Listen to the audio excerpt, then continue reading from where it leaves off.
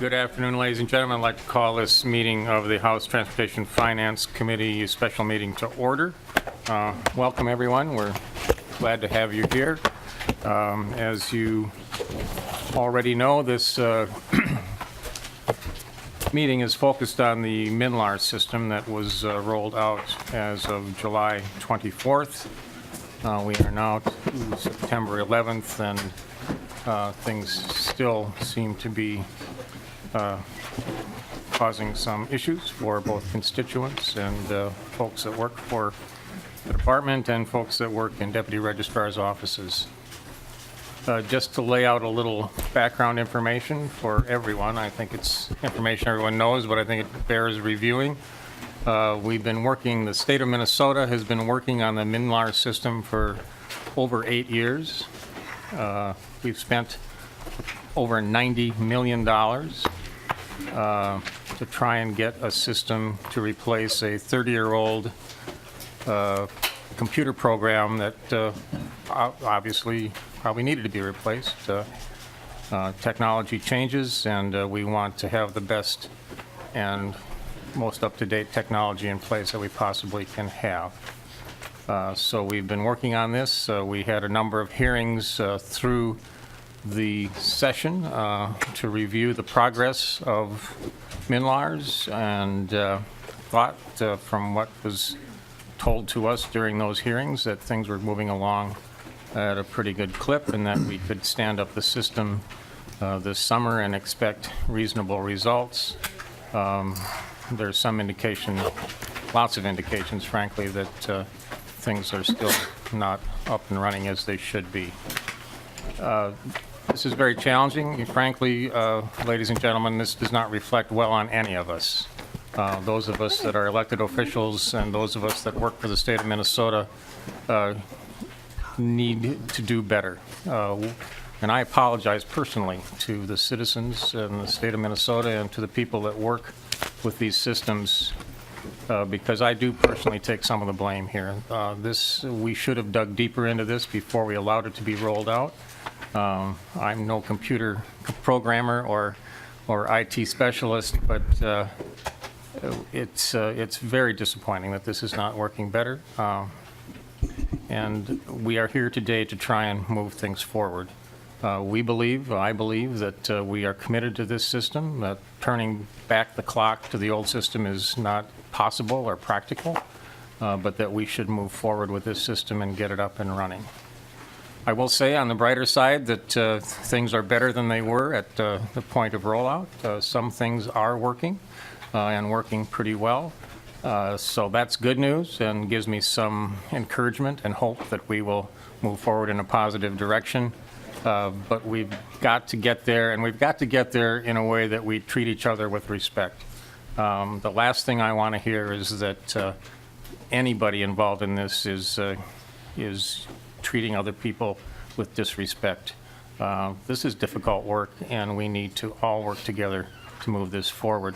I'd like to give my colleague Dave Baker a chance to address the issue because it was his subcommittee that set up the website that has collected a number of comments and complaints from a variety of people, and so we'll turn it over to Representative Baker at this time. Thank you, Mr. Chair. I just want to also say thanks to our colleagues for coming in today. We appreciate this, and we sort of are looking for your advice and direction because we have a challenge ahead of us to get this huge, massive IT system out there that people can start looking at and trusting again. I think we all had agreed when the MNLARS system was funded many years ago, with a lot of dollars put aside to it, that we knew the old system wasn't working very well. But I will tell you, most people right now would love to go back to that right now. And that is an embarrassment for us as legislators that appropriated a lot of our taxpayer dollars to do this. So we need to help these folks get it working right. Because I don't think anybody is suggesting we're going to go back. The new system has to work. And as Chair Torkelson had said, we put together, the Speaker put together a select committee of government technology and responsiveness that has yet to had a summer-fall meeting yet. We're planning on those coming up soon. But this MNLARS actually has taken up a lot of my time and meetings and such with stakeholders, deputy registers around the state, with the commissioners, with their IT teams. And we have, so far now, our system was launched, our website was launched for people to give feedback on. We so far have about 240 or so responses to people that have said 98% of them are a lot of frustrations. A lot of them are, hey, we like the system better, it worked well for me, because we are hearing both. But I will tell you, though, it's a huge majority of them are very, very frustrated with wait lines that are unacceptable.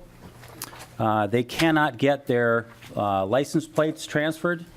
They can't get their tabs on their new cars they bought. And dealers are having one heck of a hard time trying to sell cars. We've got deputy registers that are actually telling customers, we can't help you anymore. You have to go find somewhere else to go, because they can't turn away more people because the backlog is getting so bad. But we want to be here to help. I also want to thank the commissioner from DPS, Commissioner Dolman, Commissioner Baden, who have been actually working very hard on this alongside of me. I want to thank Representative Nash for his work on this. He's an IT guy. He knows this as well as anybody, and we didn't expect this to be a perfect rollout. I don't think you ever can in this kind of a system because it's so large. So we're just entering our 8th week, and I sure hope today we'll see some good bright spots that have been seen most recently. I got another 6 or 8 comments this morning from folks around the state of Minnesota that are very worried about this system. So there's a lot of problems we want to work through. We do want to fix it.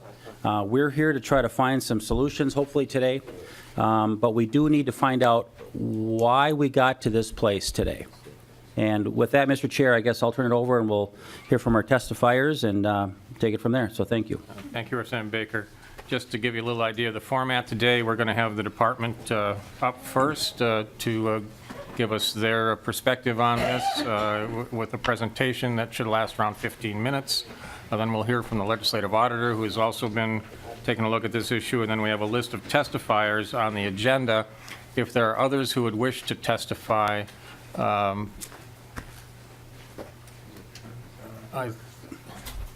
Erica's back there. She will raise your hand, Erica. Erica will be happy to take your name and get it up to us here at the front. So we will move ahead. Commissioner, if you would care to make your opening remarks, we're welcome to the Transportation Finance Committee today. Good afternoon, Mr. Chair. Thank you, and Representative Baker and members of the committee. For the record, my name is Mona Doman. I'm the Commissioner of Public Safety. Thank you for the opportunity for DPS and Minute Services to provide a report on the status of MNLARS, the Minnesota Licensing and Registration System. I'd like to thank you for your support, Mr. Chair, Representative Baker, and members. And I'd like to acknowledge that I respect the fact that you have had many questions for us, and you continue to push us to find solutions and resolve outstanding issues that our citizens and the deputy registrars are experiencing. As you know, and as you said, Mr. Chair, we launched the motor vehicle side of the new system on July 24th. We have moved from a 30-year-old antiquated system to the future of what technology can give us. System rollouts of this magnitude undoubtedly present capacity and performance challenges in early days, and we fully acknowledge such challenges in the case of MNLARS.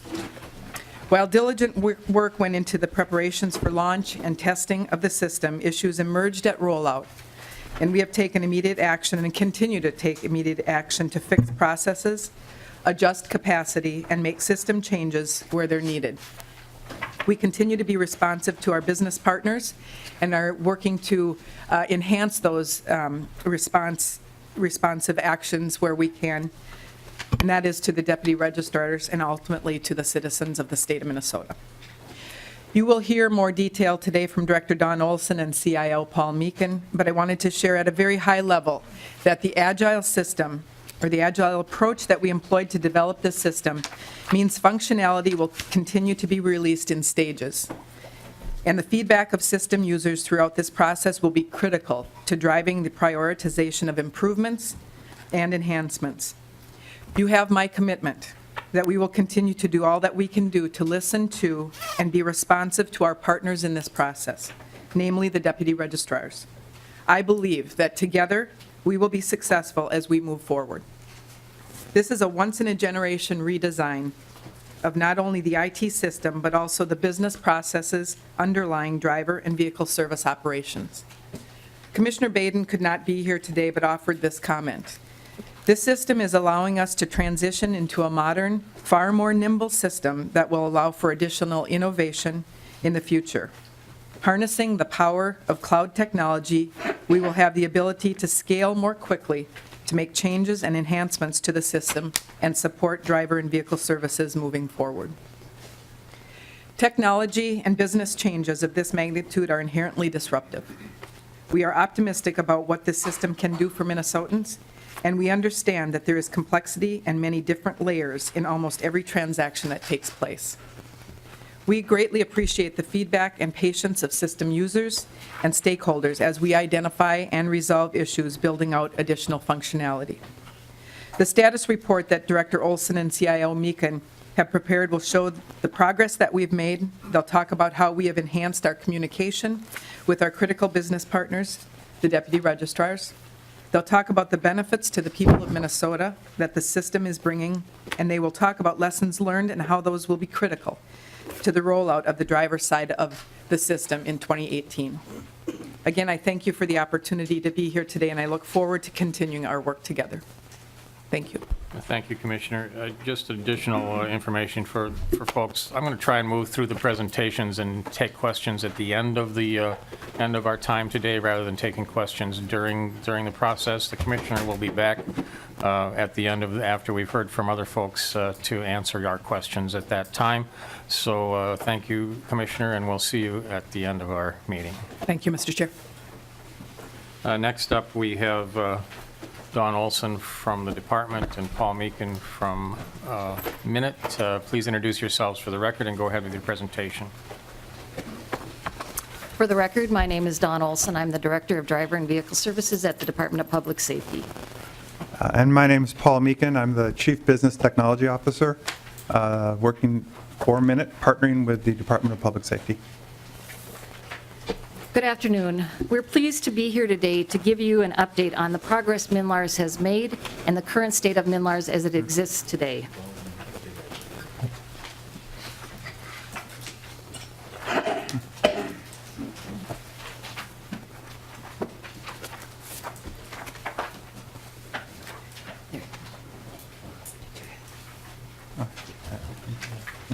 Okay.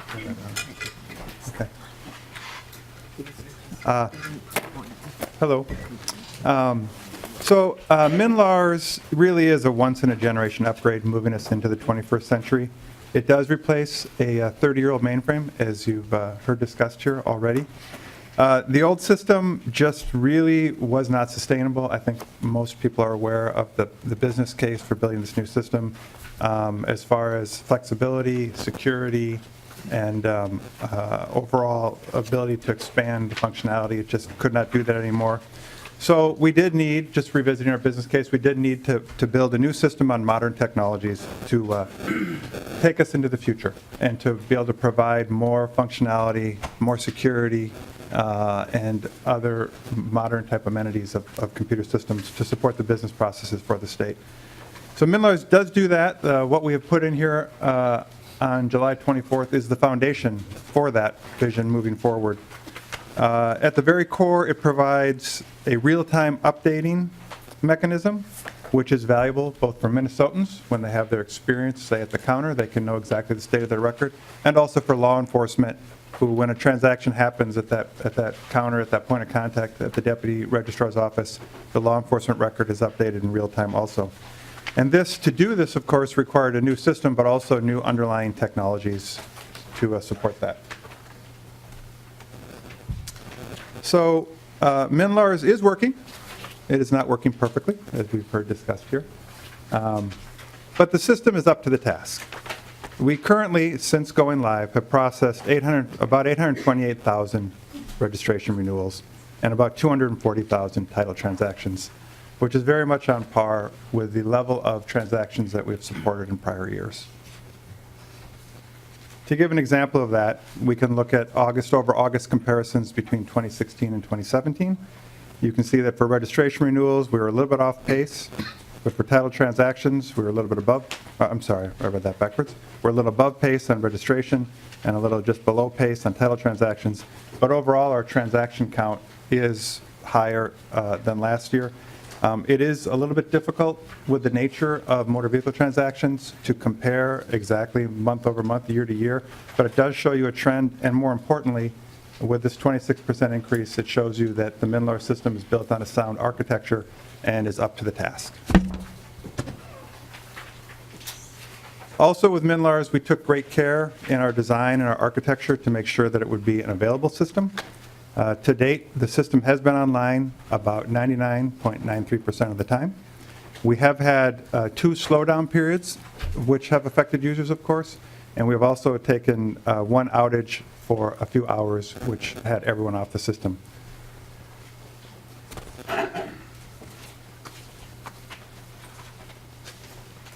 So the system, by design, did not have all functionality at launch, and the reason for this is, of course, that the list of functionality desired in the system is nearly endless. And to ship a system following modern development practices, you have to pick a point and you have to pick the features which you're going to have in your first release. And then, following these modern development practices, you continue ongoing, really indefinitely, rolling out new features. And that is very different than the world we've lived under to date, whereby a system is delivered and then changes occur during a significant event, like a new statute or a new business process or something like that. In this case, we continually are working to enhance the system, to improve its performance, to make it more secure, and to add functionality. We do have a roadmap, which I believe you all have a handout of, and it looks something like this.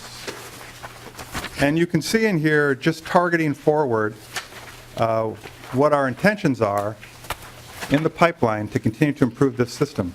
So in the top part of each of these, we do this seasonally here, and then of course as we get into that season, we get more focused as to when we actually develop and test these things, and then pick the date to roll them out. Generally, we roll out on about 10-week cycles, but it still matches pretty closely to the 4 seasons of the year. You can get an idea here, say, of the things that we're looking at doing in the coming months. For example, throughout this fall here, we're looking at more functionality around inventory, more functionality around refunds and base values, improvements for law enforcement, improvements for IRP IFTA.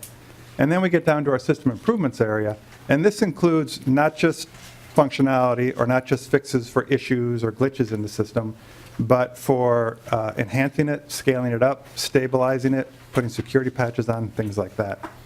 So the important thing with this is, although we are very much focused today talking about motor vehicle, the really important thing is that MNLARS is both motor vehicle and driver services.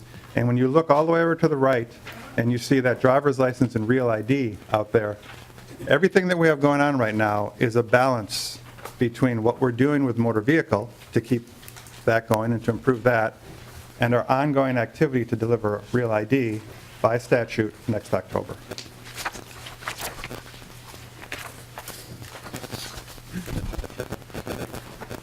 So addressing issues as quickly as possible. With the help of the deputy registrars, we've been able to identify issues involving certain transactions quickly, and we started working on that the day it was launched, either to make a fix into the system, to provide additional training, or to determine, do we need to have a workaround for this? We fully expected that there would be issues. Just as there is with any new system launch, and a system this size, this large, is definitely going to generate some of those issues. However, when those issues come in, are brought in, we put them through what we call is a triage process. And here's a diagram of how that process works. It's not an immediate that we can start working on things right away. We take in issues or questions from all variety of constituent groups, from constituents, from government entities, from deputy registrars. We need to analyze what's going on. We need to be able to replicate the same kind of information. And then we need to prioritize this information. We need to find out how impactful is this, how many people are being affected, what is the nature of this defect or issue that we're getting. Generally, we turn these things around in about a day. Then those issues are brought forward and they're assigned to a developer team, and the developer team works on this.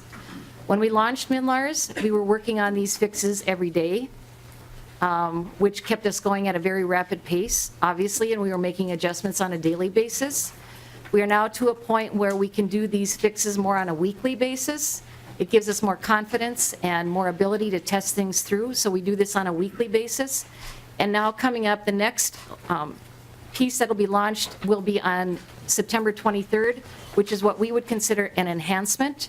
These are scheduled pieces of functionality that were intended to go after the launch, and we'll be providing that information out that will have several of the planned for functionality as well as any remaining fixes that needed to be done. We have addressed issues as quickly as possible. These are some examples of the things that we heard initially from the deputy registrars that we worked on. Pending carts was built into the new system as a financial piece to the transactions. We worked to make adjustments to those. Processing and transferring of funds, which is the process of sweeping money out of the deputy accounts and getting that into the state system. Farm registration, there were some fixes that needed to be done based on the time of year that we were working, as well as issues with out-of-state plates. When a customer would come in from out of state and want to re-register their vehicle in Minnesota, there were some glitches that went along with that.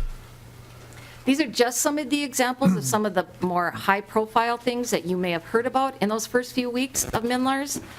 There are many other fixes that we put in since then. Again, these are just a small example of the fixes that we did. If we didn't have an example or a fix that we could do, we certainly worked with the deputies to determine a workaround that could be used. We identify and prioritize issues every day. As a result, this list of priorities changes on a daily basis. And as Paul has mentioned, this is what we are working on right now. To be able to give inventory reports to the deputy registrars so they can track and monitor their inventory. Improving base value. We had some issues with the calculation of base value early on. We recognized that. We gave some workarounds, but we need to do a little bit more work on improving the base value calculation. Prorate registration was dealing with our trucking industry, as well as improving law enforcement's ability to search for the information in the MNLARS system. We are working to support the deputy registrars. We are listening to their concerns and appreciate the issues and the attention that they have brought forward. And like I said earlier, those are the kind of things that drive our priorities and where we're at and how we get these fixes into the system. We've done several different types of activities to support the deputy registrars.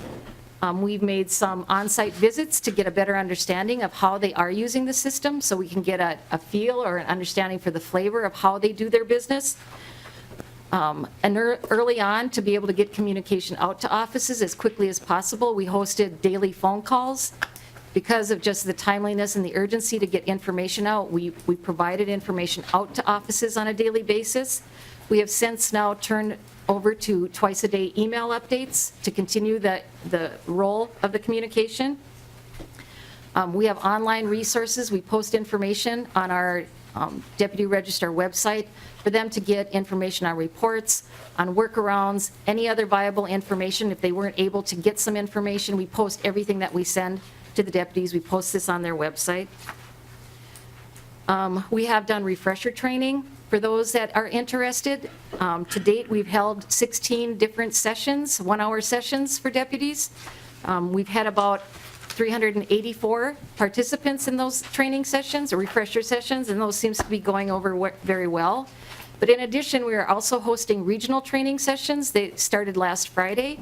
They will continue through this week and next week. We are going out to regions across the state and asking deputies to please bring in their questions, maybe some of their transaction work so that we can work with them to see and understand what they're doing, to make some determination about things that might work better for them.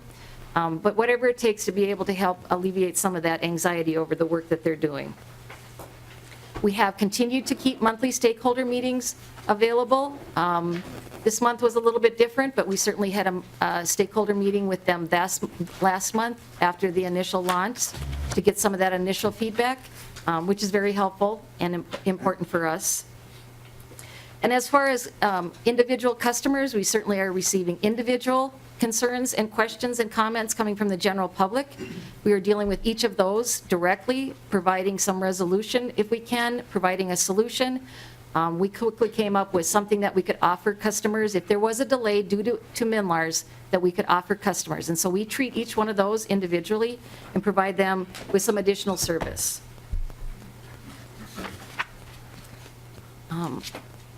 We are working to keep customers informed because we know that there are information out there that customers are seeking and looking for. So we are trying to keep status dates up to date on our public website that give customers a sense of when they go to our website to contact us, that they know that we are aware of their issue and this is the latest update that we have about that.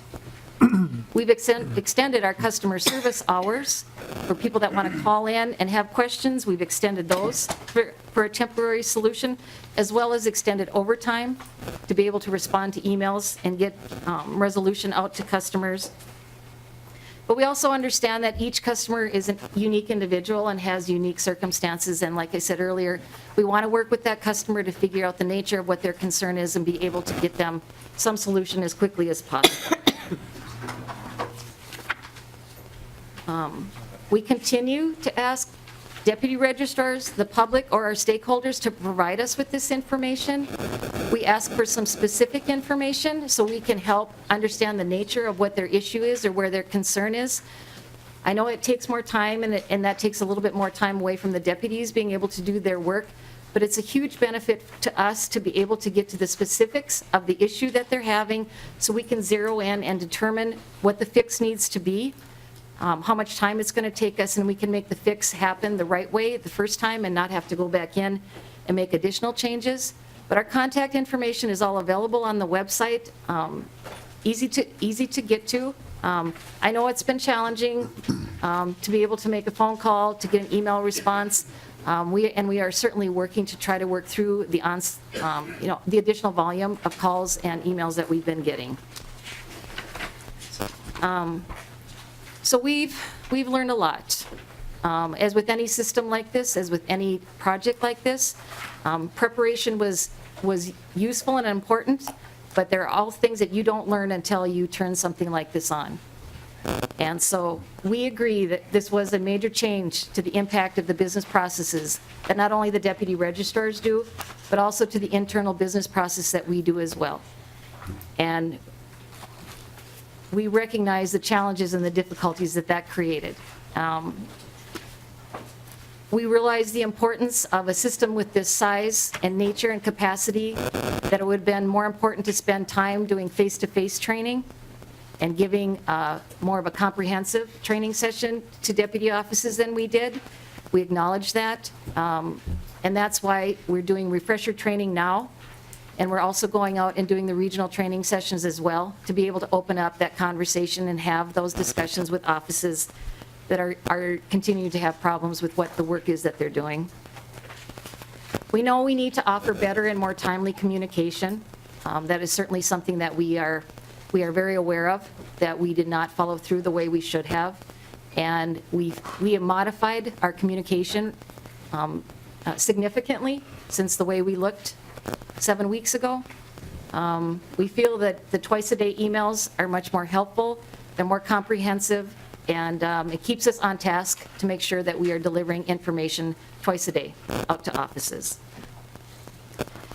And we also need to improve our coordination with our interface partners. Those are the entities where we may need them to do a part of our business process for us. It's more of a technical connection that we need to make. And we have several interface partners that we work with. An example would be the money that goes to SWIFT, that goes to US Bank, that process. Not everybody has the same environment. Certainly not everybody's on the same time frame as we are. So we need to work much better and in closer communication with them to make sure that they are aware, they understand the nature of the changes, and that we are in coordination with what needs to get done.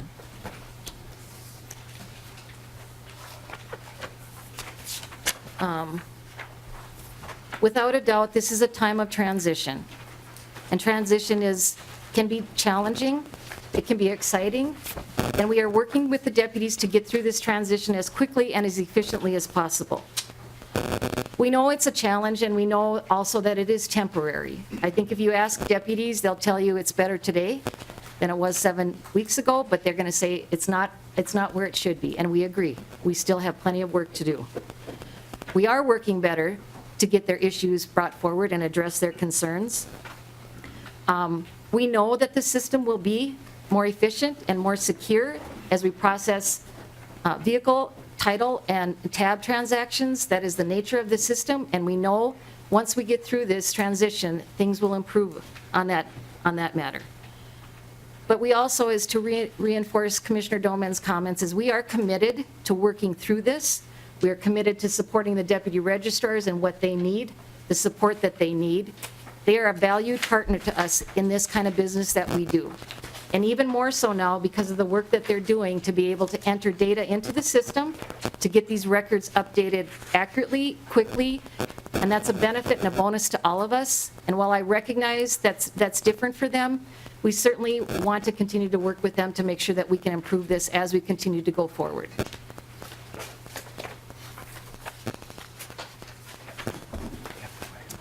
Thank you for your presentation. It took quite a bit longer than anticipated. That seems to be the theme of the day. We're going to move ahead to the legislative auditor.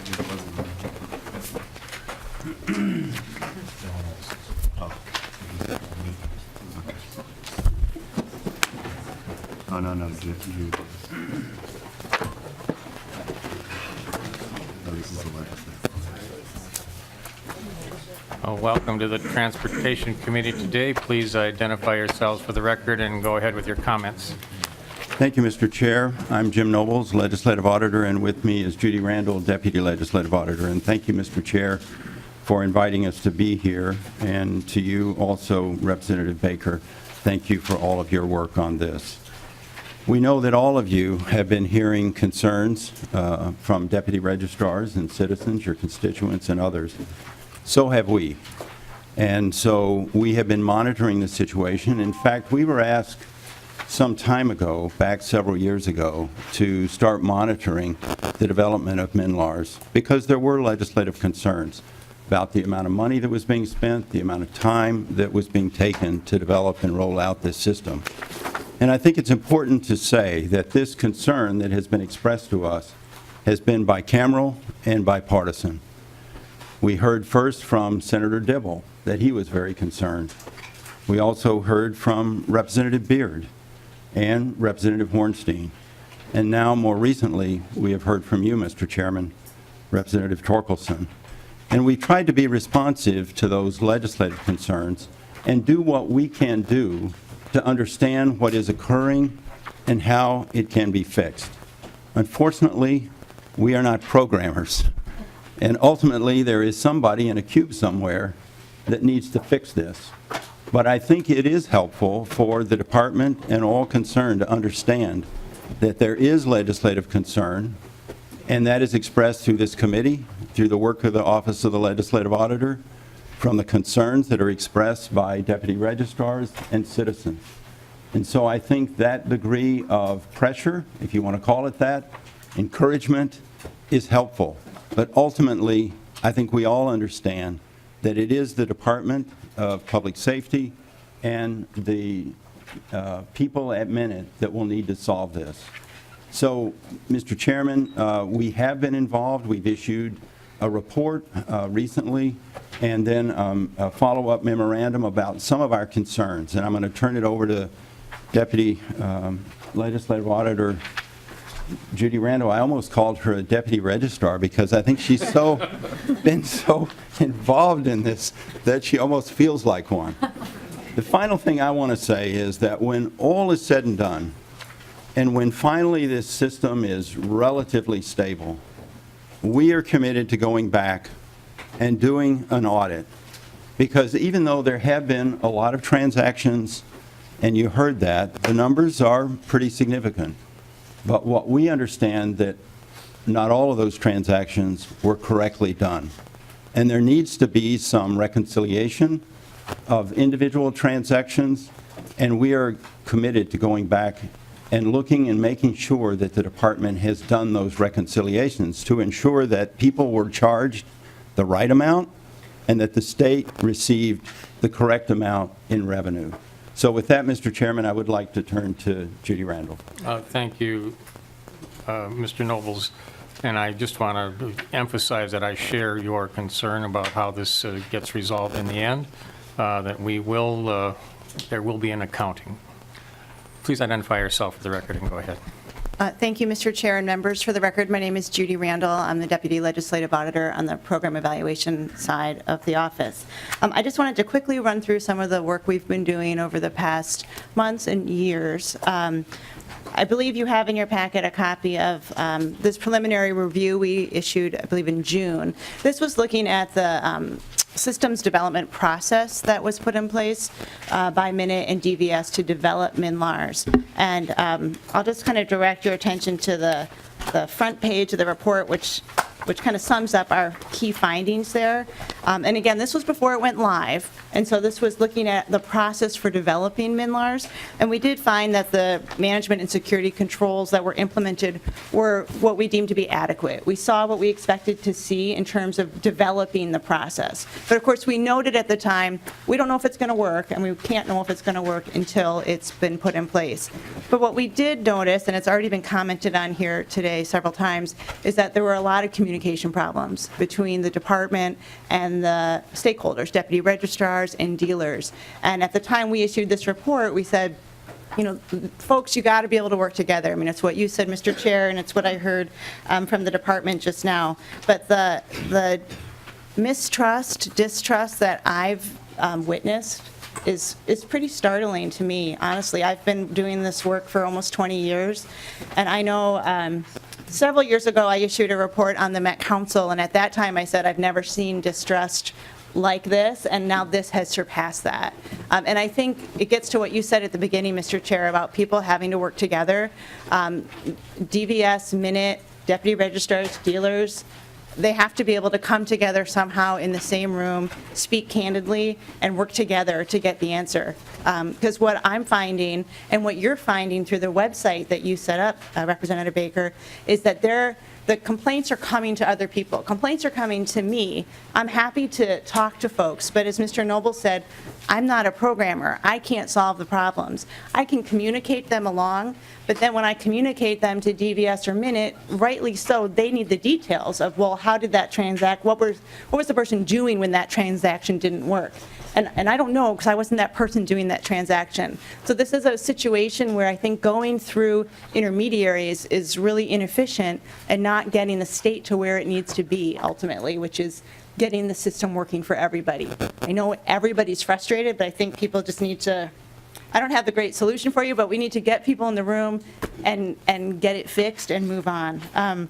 Anyways, the other thing we issued to you all was in August, we issued just a memo kind of when things were really not going well with MNLARS, just to let you know that we had been monitoring it. Myself and a financial auditor went out to a deputy registrar's office and spoke with them in depth about the issues they were experiencing. I've spoken with a couple of other deputy registrars.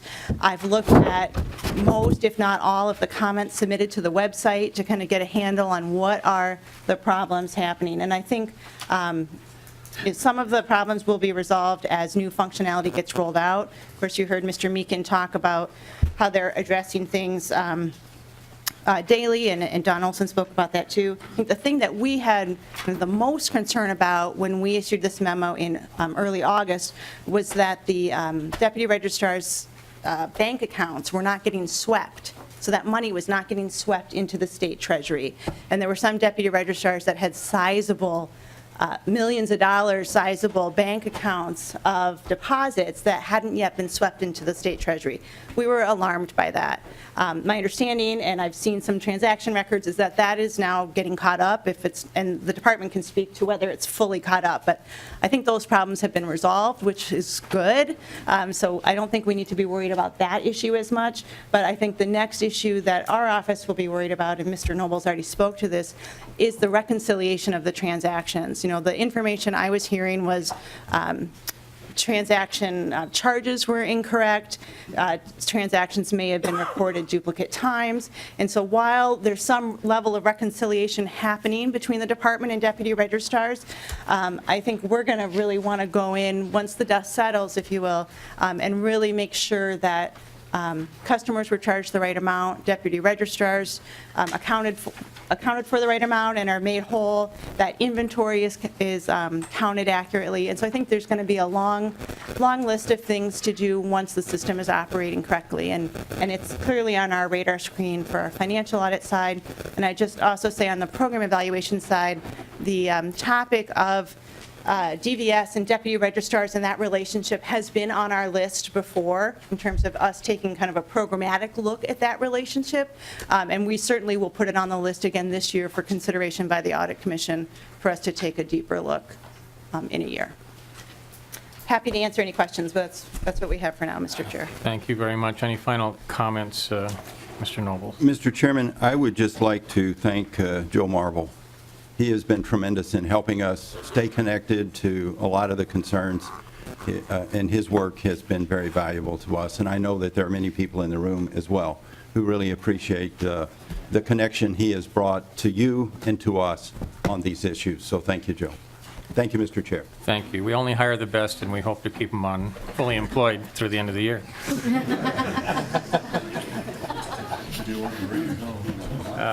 We will move ahead with testifiers. Again, I hate to cut off questions, but I want to get through all the people that have come to testify to us today, and then we'll have as much time available as questions as we have.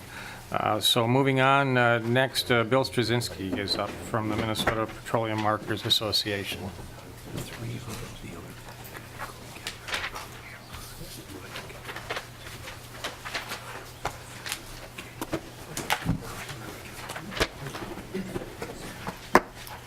Welcome to the committee. Please identify yourself for the record. Thank you, Mr. Chairman, members of the committee. I'm Bill Straczynski, and I'm with Libby Law Office, and I'm here today representing the interests of the Minnesota Petroleum Marketers Association.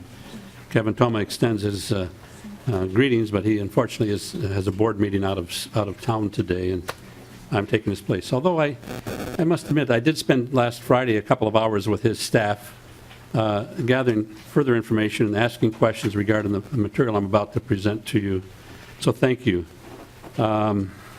We know these are complex matters, very complex, and our issue specifically relates to the drive-off portions of the statute, whereby we save local units of government, we believe, and law enforcement a lot of time and money because we have our own drive-off system in place with the Minnesota Petroleum Marketers Association. That means that service stations who have somebody drive off, you don't have to take them to the police to prosecute or call the police to make a service call and deal with a particular matter. That process in the past, we actually have access to the state's database through statutory authorization as well as specific contractual relationships. And so we'd always look up that information and process these drive-off information on behalf of our clients or people who are members of our association. I think what I found out, they were processing about 80 drive-offs a day as of last week. And I know this isn't the biggest issue before this committee today, but it's an important issue to them and to the people as we about to try and collect revenues for our members. So I think that's really important. I think the Department of Public Safety certainly and the DVS realizes some of our issues, but we would like to present them to the committee today at least so you have a more clear understanding about where we are at. I think from a financial perspective, we pay for these transactions. We've always, in fact, we used to put money into an account that would be there, and it could be swept every day or per transaction. That system no longer is available to us. We have to pay by credit card at the end of the day for all the transactions that occurred that day, and it's a little bit more difficult for us to try and reconcile all of that particular kinds of activity. And I'm not sure myself if we're going to go back, eventually get back to the system the way it used to operate. I would hope so. It's difficult to get previous plate information, and that's license plates from plates that have been stolen, for example, or whatever. We go back if the plate it's difficult to follow that particular transaction and get that information. We don't get any information regarding body style in the car so that we can incorporate that information into the letters we send out to the people who were drive-off perpetrators. And so it makes it more difficult as well. We'd like to have that kind of information. We simply get very limited information. We still receive no lessee information, but there is legislation introduced in a bill form that will be coming before this legislature next session to address that particular issue. We don't have any information about license plates which are held by dealers for resale. And that becomes problematic because people say they traded the car in or whatever, and so that's difficult for us to follow that transaction. We used to get that kind of information. We have had situations where we got it back information that says the plate's not on record when we have a picture of the plate, and we've sent that in and subsequently been able to get more information. I should back up one moment and share with you that what the difference in the main operation, the way we operate today, is that initially we had database access to the system. We could look up that information so that if we had a customer on one of our clients on the line, a gas station, we could access that information and get it to them and have it right away. What's required now with the current system, MNLARS, is that we have to send an email in and fill out a form. We electronically fill out a form, send that into the Department of Motor Vehicle Services, and instead of instantaneously, it's been several hours. An employee of the department pulls that data and that information and gets it back to us in 4 hours, or perhaps the next morning if it's an afternoon request. So that's the major dramatic, and it creates a lot more paperwork on our side. And I'm sure it creates an issue for the state of Minnesota to process this as well. And I'm sure they're frustrated with that particular inefficiency and would like to see it addressed a little bit better, and we'll fix that particular problem. I think there are other issues here, but I just would look forward to the opportunity to sit down with the agency and get into them and to have this matter perhaps resolved on our behalf. Again, it's 80 plates a day, not significant in the big scheme of things, but it's important to us, and we're providing a service to our members that we think is very important. And we do have a high success rate of collecting drive-off revenues. So thank you, Mr. Chairman and members of the committee. Thank you, Mr. Straczynski. We're going to move on. Gay Smith and Laura Laudenbach, I believe, are coming up together.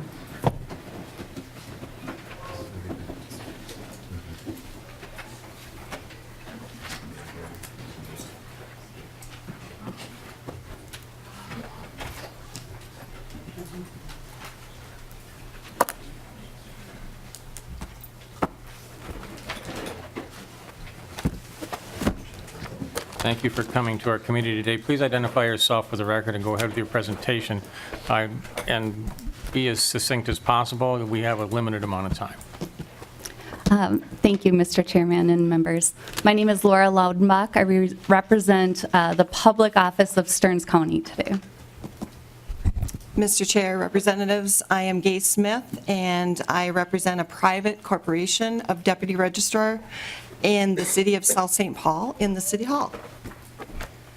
First, Mr. Chair, members, we have had difficulties these past several years with this situation. We have many deputy registrars here today, many of our customers, citizens that we have worked with for many years, that now we cannot serve that citizen or that dealer. Recently, we've had to tell 11 of our dealerships we could no longer work with them. That was one of the hardest things to do. We have worked with these dealerships. We have had kids together, we've gone to weddings together. It's a very close group. If one title clerk leaves and goes to another dealership, they're already trained, they're ready to go. So in the old system that we are looking at in the past tense, we have a system that, yes, was old, but it somewhat functioned. Now we have a system that we are turning customers away.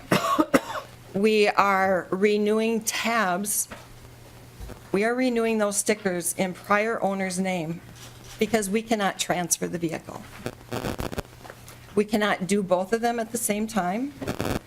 We cannot transfer a vehicle to a 17-year-old, even though it's legally possible. And kick in whenever you want. There are many transactions.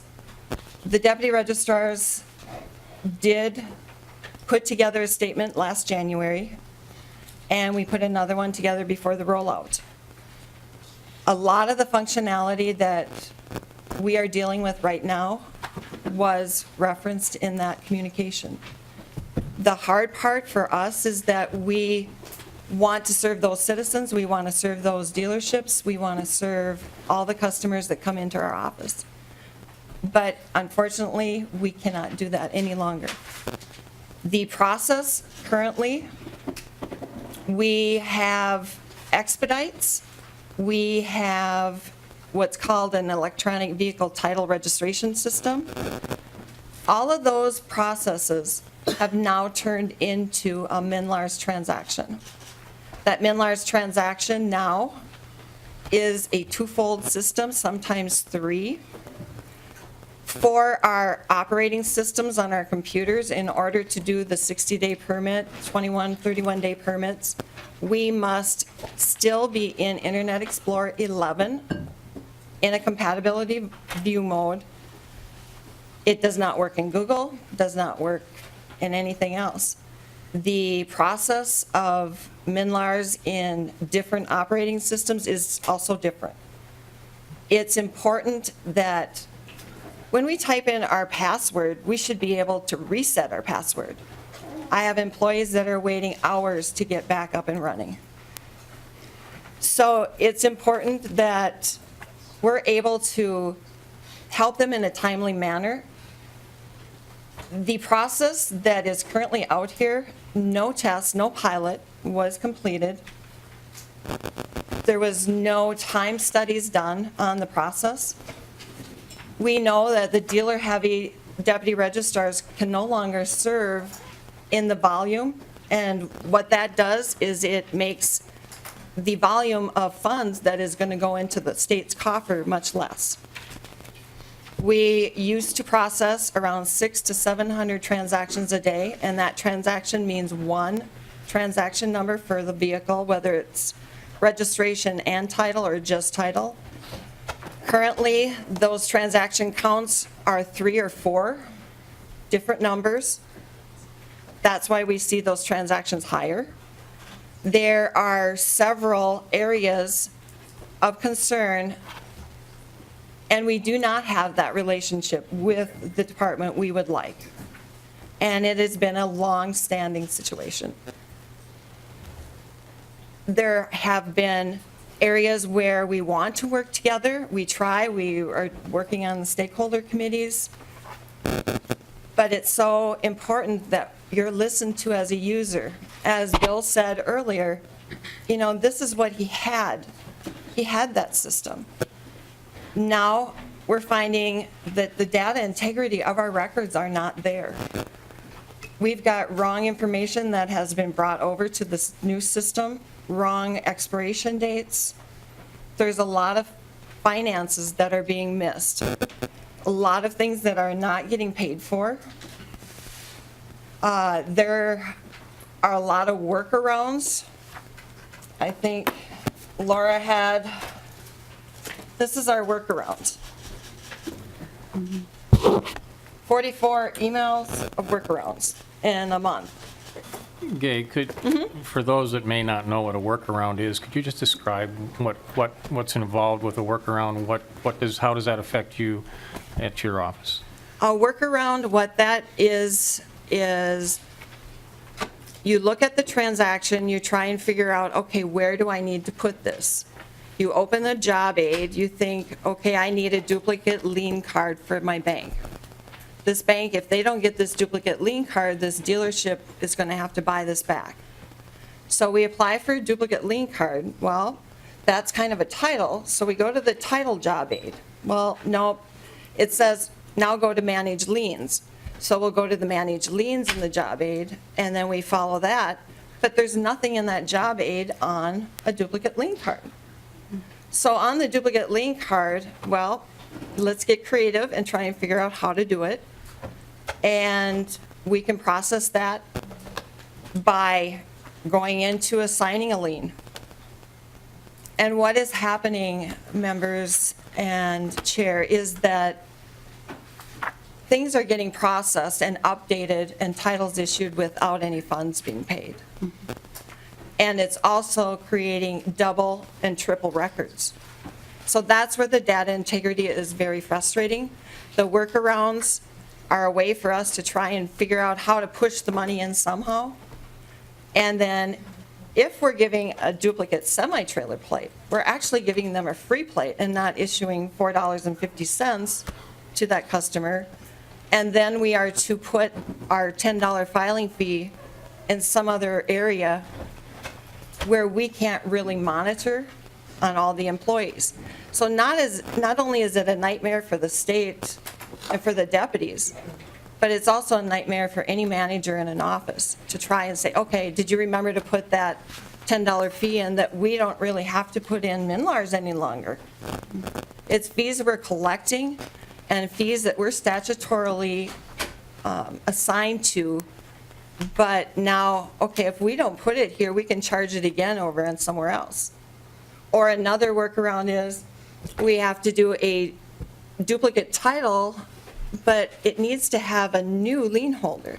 So that lien holder will go on the new title, but oh my gosh, we can't do a duplicate title, release a lien, and add a lien. So now we have to wait for that customer to get that title, bring it back in, and pay again, where it used to be done in one process. So workarounds to us is a 2, 3, 4 area process. And if we need to give that customer a 60-day permit because we can't transfer the title, now we must give them something else to drive on. So rather than the dealer giving a third 21-day permit, we're going to give them a 60-day permit. Well, then that we have a new login and ID number for the old system that we have to go into. And now that system does not link to the new MNLARS system. So law enforcement are having a hard time figuring out how that number on the back of that permit relates to that vehicle. So one area too where we struggled with was the support on the rollout. We did not have that support. We were in a week of silence. And still, we don't get much response because staff says, well, I don't know how we can do this. I don't know how it can be done. We had a barcode reader that took a plate as 945 instead of 745, thinking barcoding rather than typing would be a less of an issue. No way to correct it. Zero way to correct it. So the deputy had to issue those plates out. They still had them in their inventory, send them to that customer, and that customer was wondering, well, why do I have these plates? So issues like that, we cannot see the fees until we go to the cart, and there's no way to correct it. So then we have to go back and start all over. And sometimes that are 2 or 3 times.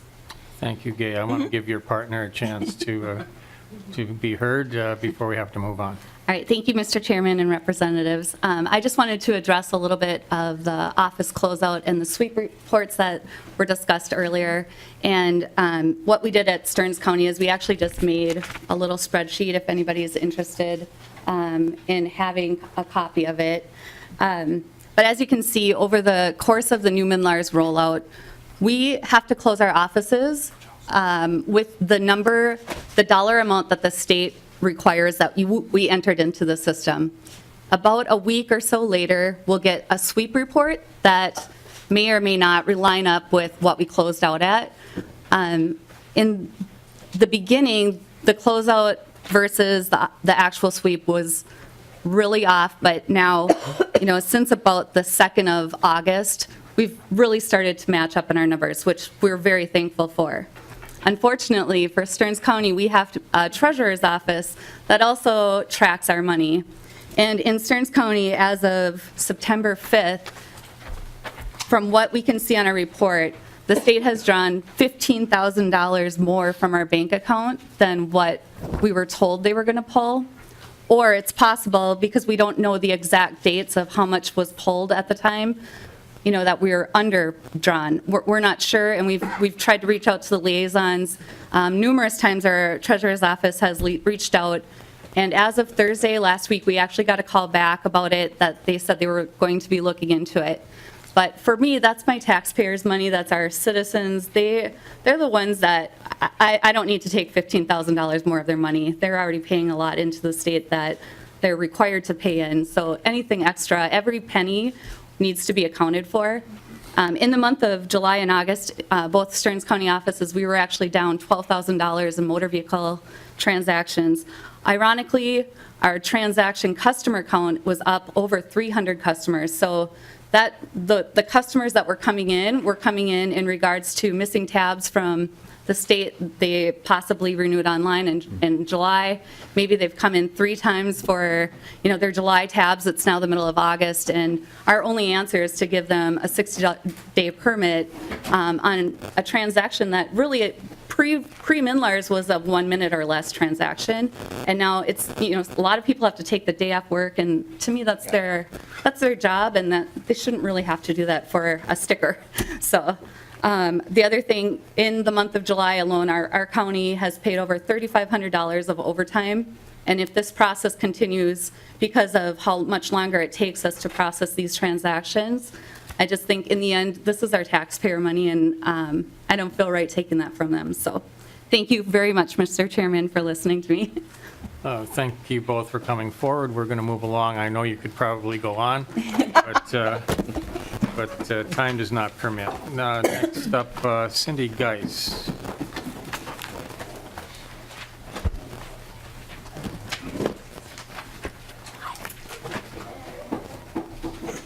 Please identify yourself for the record and go ahead with your testimony. Mr. Chair, members, my name is Cindy Geis. I'm the County Auditor Treasurer for Scott County, but I'm not here representing my county at this time. I'm here representing the Minnesota Association of County Officers. I'm one of the legislative chairs of that organization, which represents all 87 counties. Ultimately, I'm here to maybe just let you guys know of a reach out and some options that I asked Tom Henderson to consider. A couple weeks ago, I put a call into Mr. Henderson, and if you remember the duplicate title issue last year, I brought forward some language to allow counties to issue duplicate titles. And at that time, we were maybe talked to a little bit in a different way outside of the committee hearing, and they challenged us to as counties to say, why don't you ever reach out to us? We're here, we're your partners, we really want to work together with you, and here you brought forward this language and you didn't even consult us. And that was not our intent, to go around their back. Ultimately, our whole goal is to make sure that our customers' requests can get fulfilled in the most efficient way. So with that was in the back of my mind as the whole MNLARS debacle rolled out. I placed a call into Mr. Henderson a couple weeks ago, and with that, and tongue-in-cheek, Mr. Henderson was a little bit cautious because he really wants to have a conversation with someone that's not going to threaten him, yell at him. I extended my hand to say, I'm here to help work with you. And I'm going to represent the counties in this, at least the county deputy registrars, to say, we want to work with you. Because we know that there's a lot of challenges with MNLARS, and we have a long way to go to try to get some resolution. So with that, I stated ultimately what we want is we want these issues resolved. We all are on the same page with that. I'm not going to sit there and belabor all of the issues that these registrars are having. I think most of you have probably got a laundry list of them already. Ultimately, we want to help them prioritize potentially, because we want to help them focus on the ones that maybe where the majority of the customers are not getting their needs met, rather than working on the one or two small ones that occur very infrequently. Let's look at the big picture ones. So help them prioritize the issues. We also know, as it's been referred to, there's a whole driver's component of this that's going to be rolled out. In my county, I've been involved in many more software implementations that I would care to admit, and it is just an awful process. It is very long and cumbersome. But if you do it right, you don't have to roll it out and say, well, with software implementations of this size, we anticipate that there's going to be a lot of hiccup, because there really doesn't have to be if you do it right. I reached out to Mr. Henderson. I said, let us partner with you. Let us be part of a work group that sits down with you and takes a look at the driver's side as well as the vehicle side and try to determine how is this best rolled out. We can be your test counties. You want a beta group? You should have real live examples. Don't sit back in the offices and just test this on your own. Reach out to the counties. We can provide some transactions, test it, call out the deficiencies and the conflicts, and help with providing that resolution to try to make it work.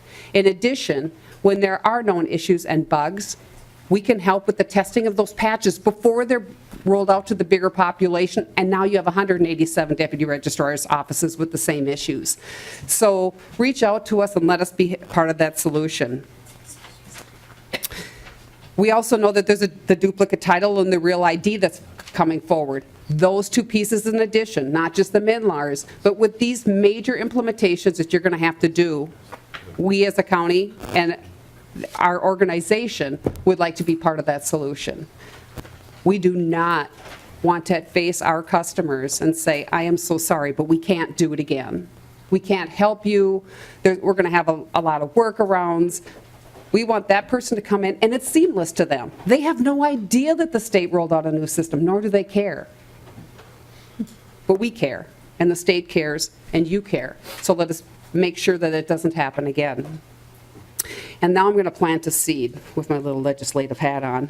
And the other thing that I want to bring up is you heard the private and the public deputy registrar's office talking about people coming into our offices over and over and over again. Our lines are out the door. It takes us a long time to process these transactions. And even with the good MNLARS implementation, the amount of time it's going to take us to process those same transactions that we did pre-MNLARS is much, much longer, because we're doing the data entry on behalf of the state. For your consideration as we get into the next legislative session, I would like you to put some thought into possible reallocation of those fees, not an additional fee. I don't think that any of our people need to pay any more money for a service that they feel is inadequate today. But if we're going to be doing the work, maybe that fee allocation could be split a little bit more fairly to pay for the private and the public deputy registrars to ensure that they're not put out of business. And with that, Mr. Chair, members, thank you. Thank you very much for coming forward. I believe we have a trio up next: Amber Backus, Mike Roeder, and Kyle Allison.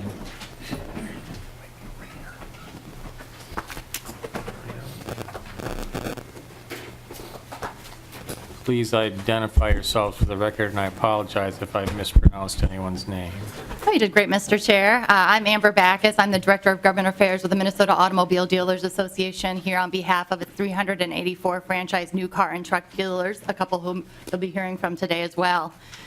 In January, I came before this committee and requested a delay in the launch of MNLARS until all current functionality offered through the legacy mainframe system was available. The system was adequately tested, and disruptions in service would be kept to a minimum. I am back before you today to report that when the system went live on July 24th, it was unable to process some of the most basic of transactions for our dealers since no testing was done, and disruptions in service have been endemic. To the agency's credit, they have been working around the clock to fix the problems and are making progress on several fronts. That being said, 2 months into MNLARS, it is far from reaching its stated goals of reducing transaction processing times, improving data access and accuracy, improving customer assistance and communication, and reducing paperwork and paper flow. And I'd like to elaborate on each of these points. With regard to reducing transaction processing times, going into the launch of MNLARS, the backlog on issuing titles had been reduced to 7 days for new car sales and 20 days for used. Since MNLARS launched, many of our dealers have yet to see a title produced for a new car sale. Duplicate titles, which a dealer may request for a customer's trade-in at a cost of $17.50 each, have yet to materialize. Some dealers have requests for duplicates lingering from June of 2017. License plates for new customers, which could have been issued in the same day and definitely within the 21-day window that the permits are issued for, are running 45 to 50 days behind, well in excess of the 42-day period DVS granted for temporary permits, leaving many dealers fending off swarms of calls from angry customers and wondering what to do when no plates have arrived within 42 days, since the agency hasn't officially authorized issuance of a third 21-day permit. Furthermore, the glitches in the system significantly slowed the work of deputy registrars, as you've heard. And many deputies with big books of dealer business held off on processing those transactions so they could focus on serving customers at the counter. As a result, many dealers are accumulating $2 late fees, even though the work was submitted to deputies within the statutory window of 10 business days. On the front of improving data access and accuracy, we've heard a number of stories of consumers being over or undercharged during the registration process. Others can speak to the misapplied tab renewal charges, but with regard to vehicle sales, the base value of a vehicle isn't always computing accurately, leading to too much or too little being charged in registration and sales taxes. And in some instances, the proper destination fees are missing. So a customer who lives in a county that institutes a wheelage tax or a city that levies a local government sales tax isn't being charged, shorting the local government of that revenue. Some dealers have also discovered that when they took a trade-in prior to the July 24th MNLARS launch and flagged that vehicle as held for resale, that flag didn't transfer over after the conversion. So customers no longer in possession of a vehicle are angrily calling the dealership to find out why they're being charged tab fees on a vehicle they no longer own. These are major flaws in the system that if a private business had engaged in these practices, the regulators would not look too kindly. So it's frustrating to us in a way that the state's getting a pass that private businesses wouldn't. Despite making repeated requests to the agency to get dealers information about shortcomings in the system, notices about deficiencies aren't being communicated. A workaround for titling and registering leased vehicles was created because initially the system was having difficulty with that. But that workaround wasn't communicated to dealers, many of whom held off on submitting those transactions. And even as of last Friday, we heard from dealers in Greater Minnesota who believe lease transactions still can't be processed, despite a temporary fix being created 3 weeks ago. The DVS licensing office is trying to be helpful. They're the regulator of our dealers, so they're trying to answer questions. But the information they're being provided to our dealers is different from what they're hearing if they do get through on the MNLARS helpline or if they talk to their local deputy registrar. So this is only adding to the confusion about what's working, what's not working, what timeframes are for fixes. And furthermore, when some processes were changed with MNLARS launched, no notice was made to dealers. So when applying for a title, the deputies are being asked to input new categories of information, including the color, model, and fuel type of the vehicle. But since no one communicated this to dealers, they are not submitting this information to the deputies when making the title application. So oftentimes deputies are filling in unknown, but this is going to make collecting a surcharge on electric vehicles very tough to do when that comes effective on January of 2018 if that information hasn't been collected at the time of titling. With regard to reducing paperwork and paper flow, dealers have seen an uptick in paperwork since the launch of MNLARS. Their title clerks are having to keep track of whether customers have received plates within the first 21-day window, and if not, create and mail out second 21-day permits. And without a functioning electronic vehicle titling and registration system, dealers have to again fill out paper applications to submit to deputy registrars. MNLARS doesn't have a print screen function for our dealers to use either, so they're having to cut and paste records into files to create a proof of transactions that have been initiated. And then they're also spending time chasing a number of other complaints from customers and creating paper trails to cover their tracks to make sure nothing else falls through the cracks. And with me today, I have Kyle Allison of Hopkins Honda and Mike Rader of Sears Imported Autos, who can speak more to the heartburn the MNLARS system is causing not only their customers, but their employees. Good afternoon. My name is Mike Rader. Thank you. Go ahead. Mr. Chairman, I'm General Manager for Sears Imported Autos. We're a family-owned dealership that has 113 employees. Since MNLARS has rolled out, we have had over 232 transactions resulting in late fees. We're a dealership that averages 190 new and used combined sales a month.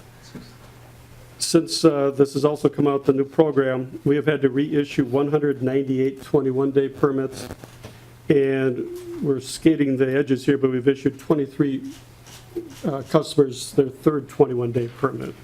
We've had over $2,000 in FedEx charges just to keep our customers to get the 21-day permits to take care of them. Our deputy register told us they wouldn't take any of our paperwork dated for August, so we've been trying since then to get our paperwork in, get the transactions taken care of, get their information back to our customers, but everybody is so backed up, we are just not able to take care of the customers. We are averaging so far about 35 to 40 customers a week calling upset, not understanding why they don't get their information. Thank you. Please identify yourself for the record and go ahead. Hi, my name's Kyle Allison. I'm with the Luther Automotive Group. I am the general manager of Luther Hopkins Honda. We've been in business in Hopkins for a number of years. We employ 169 people, and we've had the same problems that Mr. Rader spoke of. We've issued an additional, in excess of 300 additional 21-day permits since this has been executed. We've had more than 169 instances of late fees being charged. It's just really been, I can't emphasize strongly enough, though, it's easy to talk about these numbers of 300 additional 21-day permits. But the amount of anguish and time on our customers and our employees has been really hard to deal with, just because it seems that no matter how hard we try to get ahead of it and to call people before these things are going to expire, we're running against the clock, and therefore those people many times are calling us. So in many of these situations, we're taking 2 or 3 or 4 different phone calls from the same people trying to figure out what's going on. And it just puts an extreme amount of pressure on all of our people, all of our teammates, and everybody who works with us, and not to say that our customers too. The other issue that we seem to really be struggling with is the issue of duplicate titles. I've heard that said before too, is that we no longer have the ability to get a duplicate title sent to the dealership. So therefore, when somebody trades in a car and they do not have their title, they cannot find it, that used to be a one-step transaction for the most part, where we could take care of everything with the customer as they were sitting in front of us. That no longer is the case. So those duplicate titles get sent back to the customer, and then many times they forget what to do with it. They don't remember they were going to get it. They can't figure out why they're getting it. It just creates a lot of unknowns and a lot of problems. And if I summarize what a lot of people have talked about today, it just seems under this new system that many things that were being able to be done in one step are now being done in many steps. And that's kind of the real heart of the problem, because the more steps that get added, of course, the more ambiguity and the more questions that people have as to what's going on with their car. Furthermore, it's for the business, it's difficult when we sell a car and we're not able to answer questions as well as we'd like to because of the system that's in place now and how hard it is for us to communicate with people what's going to happen down the road. And many times they look at us like, you're supposed to be the expert, and in the current situation, we're unable to answer many of those questions. And it's put us in a real tough spot with our guests and our customers that are coming in. Thank you. Thank you for that. As long as we have the dealers up here, I don't know which of you might be able to address this, but could someone address the financial impact to dealers? Certainly, Mr. Chair.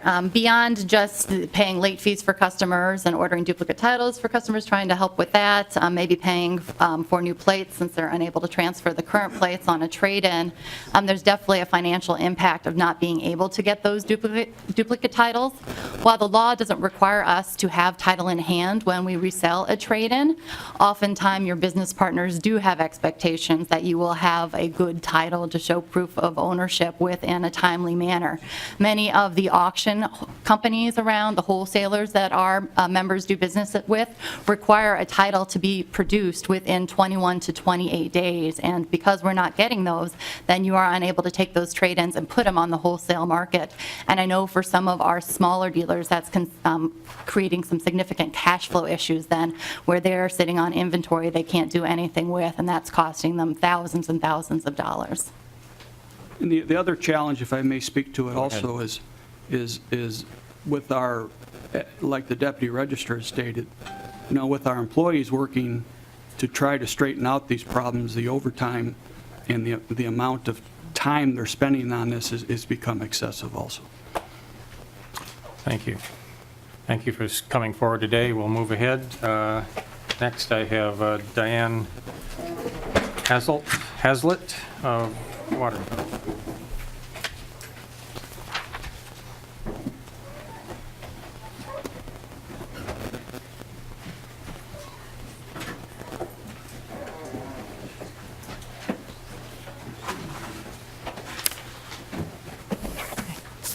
Thank you for being with us today. Please identify yourself for the record and go ahead with your presentation.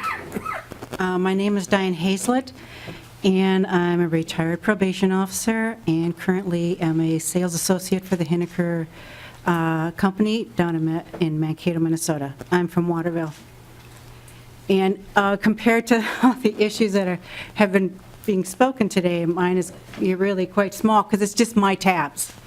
It's my tabs, it's my license plate, and I went online like I do every year, and it's easy peasy. It's very simple, and it only takes maybe less than a couple weeks to get my tabs. I had my car broke down, I bought a new car, so my tabs were up in July, and it turned out,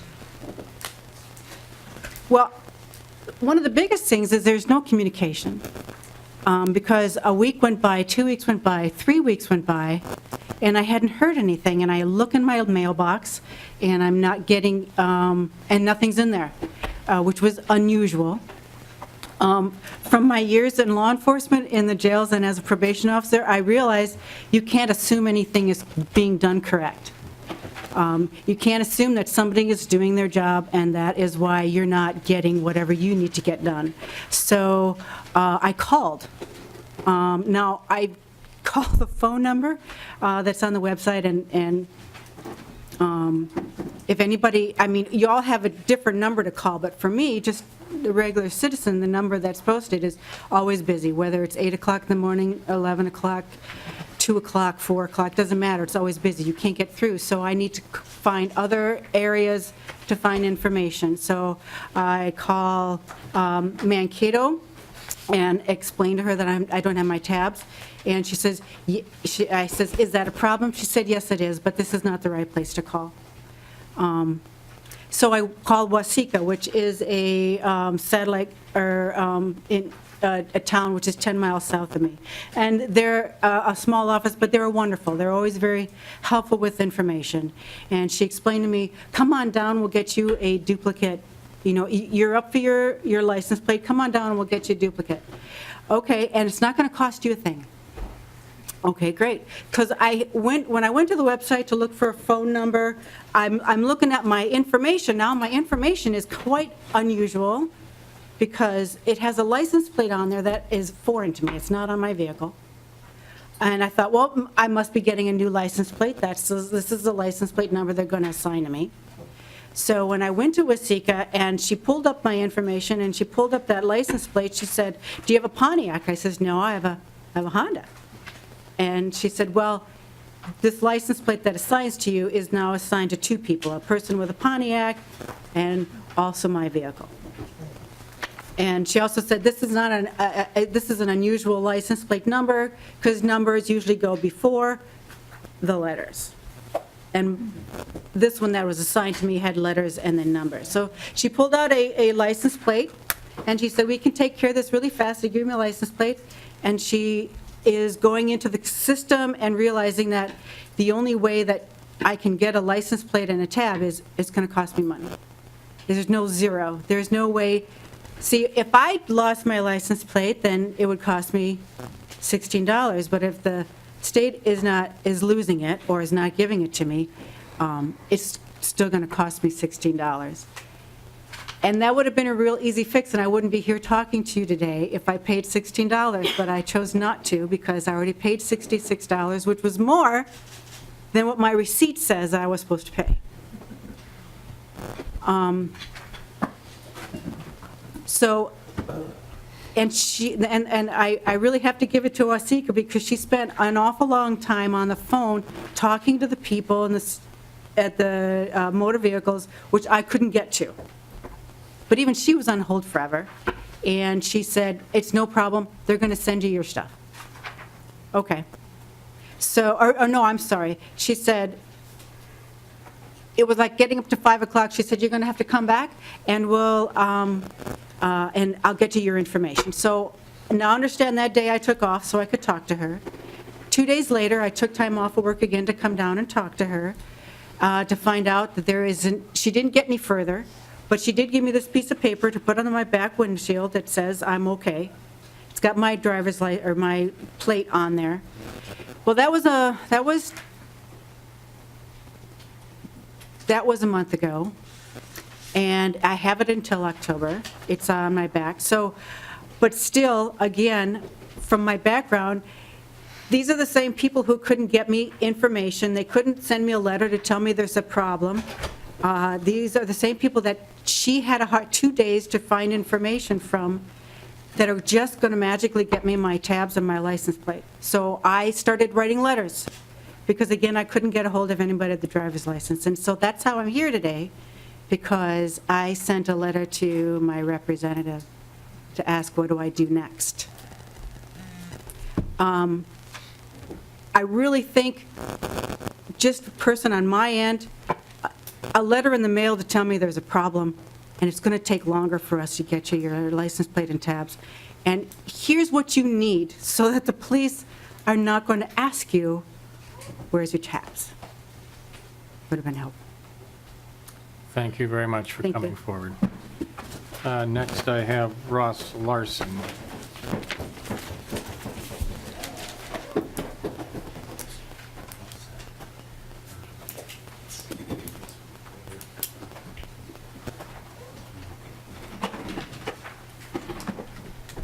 Thank you for being with us today. Please identify yourself for the record and go ahead. Ross Larson, Stillwater. I went to the DMV out there to get tabs for my wife's vehicle. She's on active duty out of state. The gal rang everything up, $16. Said it'd be $16, then I assumed she put it in a cart or something. And when it went to the cart, it went up to $405. I said, oh, no, I ain't paying that. She's like, well, you pay that, here's a form you fill out, send it in, they'll give you a rebate. I'm like, no, it's $16, that's what you told me. So I said, just cancel the thing. Well, we can't. So I spent an hour and a half at the DMV while they made phone calls back and forth, back and forth, back and forth. And finally they figured out how to delete the transaction. She tried like 3 more times to put this through with the military orders and everything, and it's still, once it went into the cart, it went up to the $405. And then she had me that piece of paper to contact my congressman and the DVS downtown. I got a hold of them, and I had to drive to the downtown to the DVS department and talk to the main guy down there. He did get me the tabs for the $16, but that's why I'm here. It's something with the veterans wouldn't take, the computer wouldn't take that. I said we weren't going to ask questions, but I just want to clarify your testimony. So if you had paid the $405, you would have gotten tabs that day, but you would have given the state, at least temporarily, some over $300 Correct, $385. out of your own pocket. Correct. Thank you. Thank you for being with us today. Thanks. Next, Jay Pernew. Sorry if I butchered your name.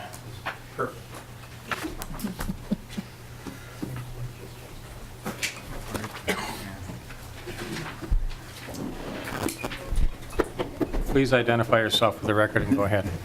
Thank you, Mr. Chair, committee members. My name is Jay Pernew. I'm from Lake Elmo, near Stillwater. I've had a couple quick issues that we went through. My wife and I have both purchased cars. My wife on July 28th. I purchased one a week later because I was kind of jealous. But so she had a vanity plate. First problem. So that was transferred to her new car, supposedly. It's in the process. I checked on it on last Friday, the 8th, just to see where it's at because we haven't seen anything. And they didn't even have record of the new car. They still had her old car. It looked like they knew it had been traded, but they didn't know that she has a new car. So we're going through that. It's not a big deal. She's got her permit, and we're moving on with that. My situation was a little more difficult. Also had a vanity plate. And when I decided to purchase the car, my tabs were up right around the same time, and I just couldn't remember when I was at the dealer if I paid for the new tabs or not. So I talked to my dealer. He said, well, just cancel the check. And I'm like, well, that doesn't sound right. So anyway, I purchased the car. I went to the DMV right away, and I said, is there any way to cancel it? I didn't see a letter at home. I'm not sure if I did it online. And they said, our systems are in bad shape. We really can't deal with this right now. You're probably best off canceling it, but it'll probably cost you $30. I said, fine. It was going to save me $245, so $210 at the end of the day. So I was fine with that, and I was patient. About 3 weeks later, I got the motor vehicle registration suspended letter, 20 days from the date of the enclosed invoice. So I had 20 more days to deal with the issue. So I was going to wait it out. Then I got my pencil and I wrote a letter and then typed it up and sent it to where the letter came from. And I also went to my local DMV, Stillwater, who was really good about it. But they went on the system. They said, no, you're okay. Just wait for your new tabs. Be patient. What you did is fine. And I said, okay. They said, let us call, I think, St. Paul, just to check. So they got on the line, got put on hold, and I probably waited 45 minutes. And I said, after about 5 minutes, I said, I'll sit down and, let you wait on it. There's a long line. Wait on other people. And they never did answer, so I said, can you just call me? And they said yes, and I didn't really expect a call back, and I didn't get one because they were just swamped. So then last Friday, I got a thing in the mail, and it was new tabs. I was all excited. But it was for my old car that I hadn't paid for the tabs yet. So this is a Ford. I'm waiting for a Hyundai. So I'm like, what do I do? So I went back, sat there for a while. They got online, and then it got kind of uglier. They said, well, they could suspend your license. I'm not sure if I would drive the car right now. You look good in the database, but St. Paul, I guess that's who they're talking to, said it doesn't look good for you. You should probably not drive right now. And I said, well, what am I supposed to do? Can I just pay you the $245? And they said, well, it looks like they're already paid for. And I'm like, I'm kind of stuck here. I don't know what to do. So I actually left. I said, give me a call if you get a hold of them. They're on hold again. They're trying to talk to a cashier over there. But at the same time, I actually contacted, who did I contact?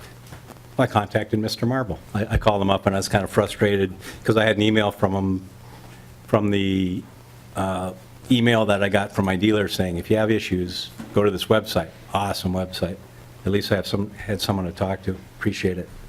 But right now, as it sits, I've got tomorrow my vehicle is, registration is suspended. I'm not sure if my license revoked. Took the back roads to get here. Just kidding. So I'm not sure what to do. So I'm just here to tell my story. Thank you, Jay, for coming forward. By the way, you know, when I talk about my wife's plates, I call them specialty plates, not vanity plates. All right. Is she up next to testify? Is she up next? I don't know. No, next up we have Bruce Bruick. I probably butchered that one too, but we'll see. Welcome to the committee. Please identify yourself for the record and go ahead. Well, Chairman, my name is Bruce Fruink. I'm kind of here at the arrangement of Dave Baker. I see when you got to my name, he put his head in his hands. He didn't know how it was going to get butchered either, so it's kind of like it's spelled. I own a small business. I'm a very probably untypical Minnesota entrepreneur. I buy and sell everything. I have a used car dealer license. I am a dealer in the DNR for boats, snowmobiles, and all that kind of stuff. First of all, I would say, in my experience with the state of Minnesota, they are security paranoid. Nowhere when my dealing with the U.S. government or anywhere do I ever encounter the degree of security paranoia that I experience in the state of Minnesota. It actually slows down. I'm not against security, but it takes time when you got to go back and do things time and time over again. It gets old, and when it can't happen anyway. But my experience, I want to go back and bring in what these new car dealers bring in. I'm a used car dealer. I accumulate some of my inventory through the auctions. So I go to the auction and buy a car, and these gentlemen have maybe brought it there as a trade-in. They don't have a title. And like you said, the auctions give you a X amount of time to produce a title, and if you don't produce a title in that time, they are under the obligation to, you can bring it back and they'll refund your money. Well, in the meantime, you found a customer for it, and you sell it. And my latest little venture is buying and selling new vehicles. I purchase new vehicles from a dealer and resell them. You try and deal with a lender. I don't sell everything in Minnesota. I sell a lot of stuff out of state and so on.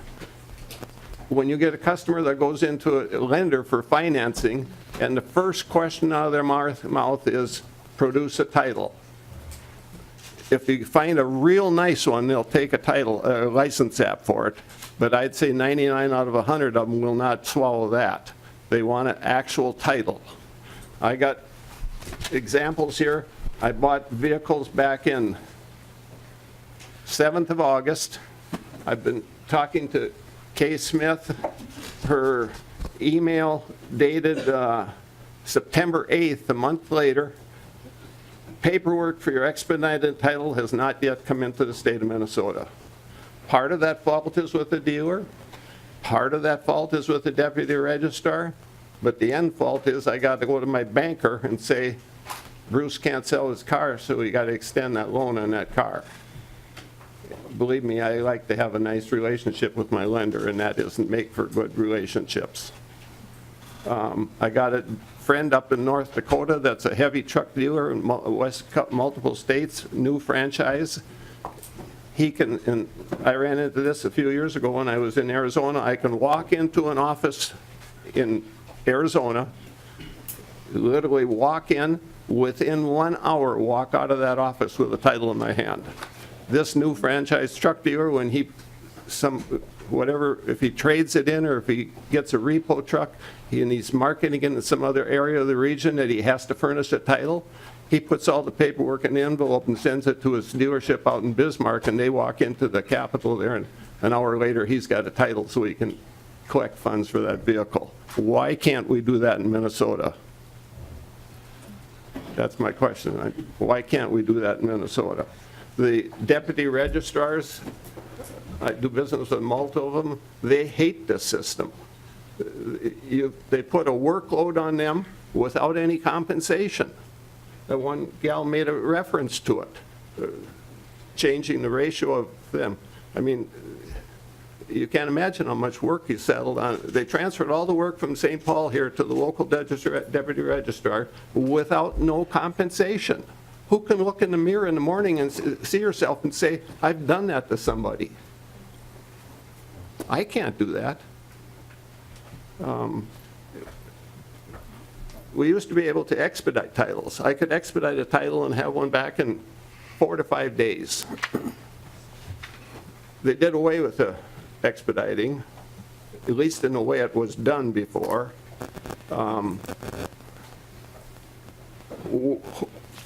Who did they expect was going to absorb all this workload? You had the normal backlog on a title before was about 45 days in reality. So now you take that 45 days worth of work and you put it in a pile over here, and so that Joe Blow walks in today and buys a car and applies for it, he's supposed to get a new title instantly in MNLARS. What's happened to this pile of 45 days work over here that happens that never gets any attention to? It just sits there. It just sits there. It never gets attacked.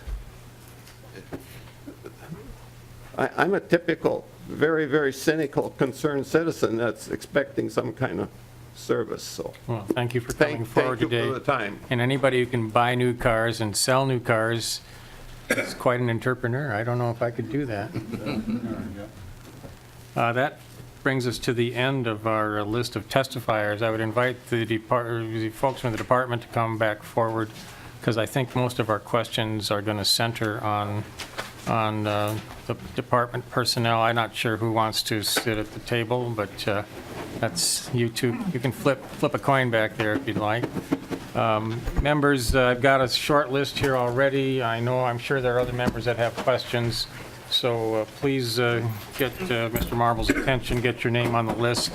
We will be adjourning at 3:30, so please keep your questions short and get to the point, and we'll keep moving along. First up, I have Vice Chair John Petersburg. Thank you, Mr. Chair, and to the commissioners as well as the director. One of the things that I think we're hearing is the frustration with what was kind of being considered the state agency mentality, which is that we work in a vacuum, that we at the state level kind of know what's best, and then everybody else has to fall in and do what we think is right. And if I remember right, Director Olson, you said that now you are starting to look at going to individual driver's license bureaus and checking to see how their business is being run. Is that my correct understanding?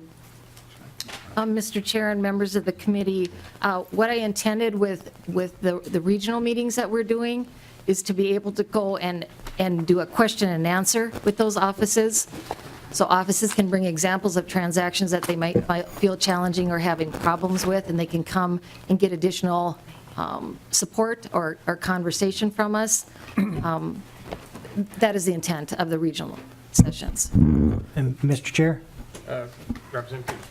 Thank you. And I think what I heard you say was that you are starting to have meetings out in greater Minnesota in which you're actually looking at how they do their business, what kind of transactions they're doing, and so forth, which to me is kind of backwards. It seems to me that if you're doing a process in which you are really implementing how it's going to be implemented out in the working world, that would be the first thing that you would be checking in on, is to see how the processes are being done, how they're doing the processes in order to make the system work the way they are.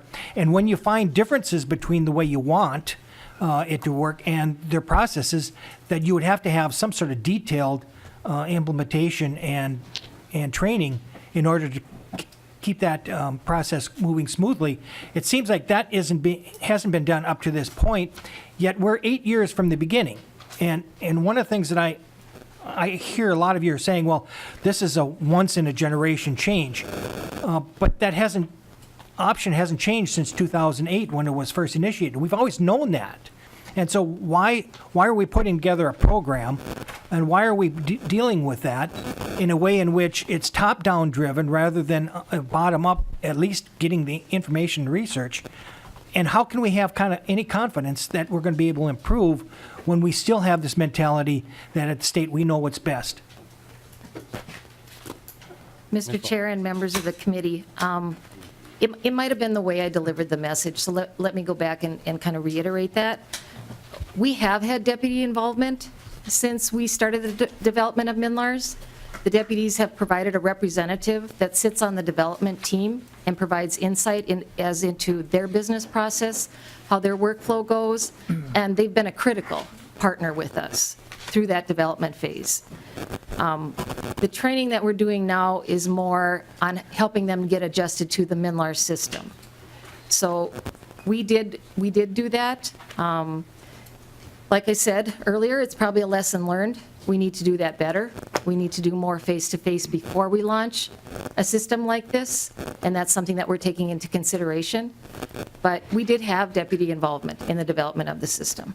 Representative Howe. Thank you, Mr. Chair. I wasn't expecting to be up so soon.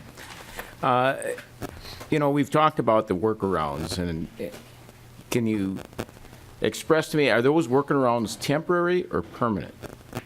Ms. Olson. Mr. Chair and members of the committee, they are most definitely temporary. The workarounds were a result of functionality that we knew would not be in MNLARS when we launched, and they are also a result of things that we've discovered since we've launched, but they're only intended to be temporary. Mr. Chair. Representative Howe, follow-up. Thank you, Mr. Chair. How many workarounds are there? And when you identify a workaround, how long does it take you to distribute that to the deputy registrars so all the deputy registrars know about it? Ms. Olson. Mr. Chair and members of the committee, I don't have an exact count on workarounds. I can get you that information.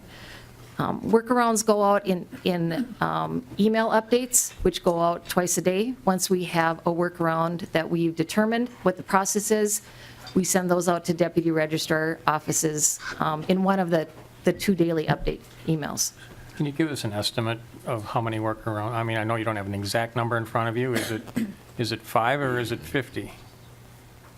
Closer to 75. Mr. Chair and members of the committee, I would say somewhere in between that.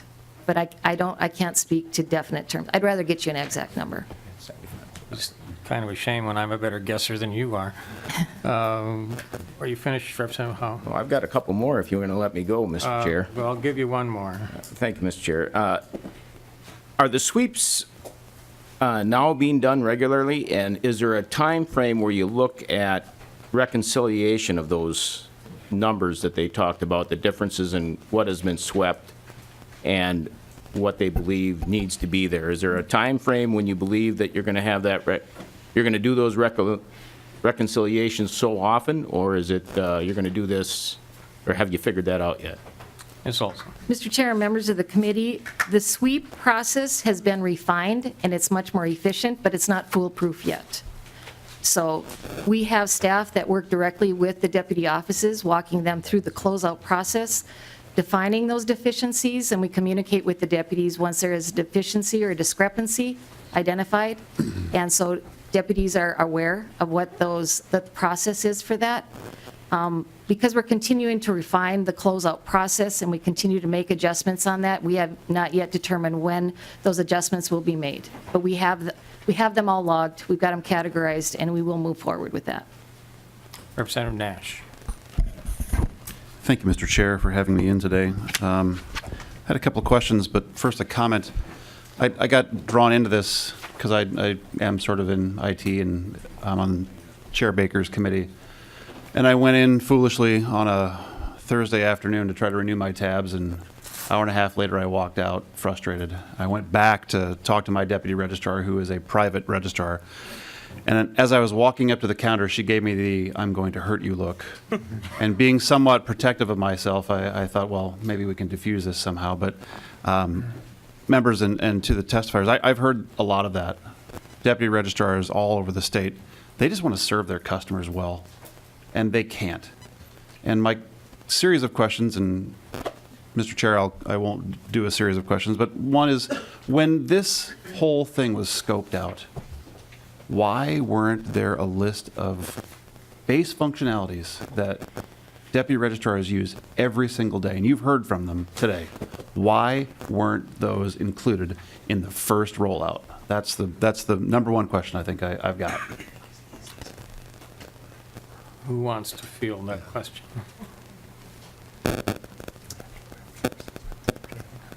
I'll start. Mr. Chair and members of the committee, that is part of the agile process, is that we prioritize the type of work and the most frequent type of transactions that we do.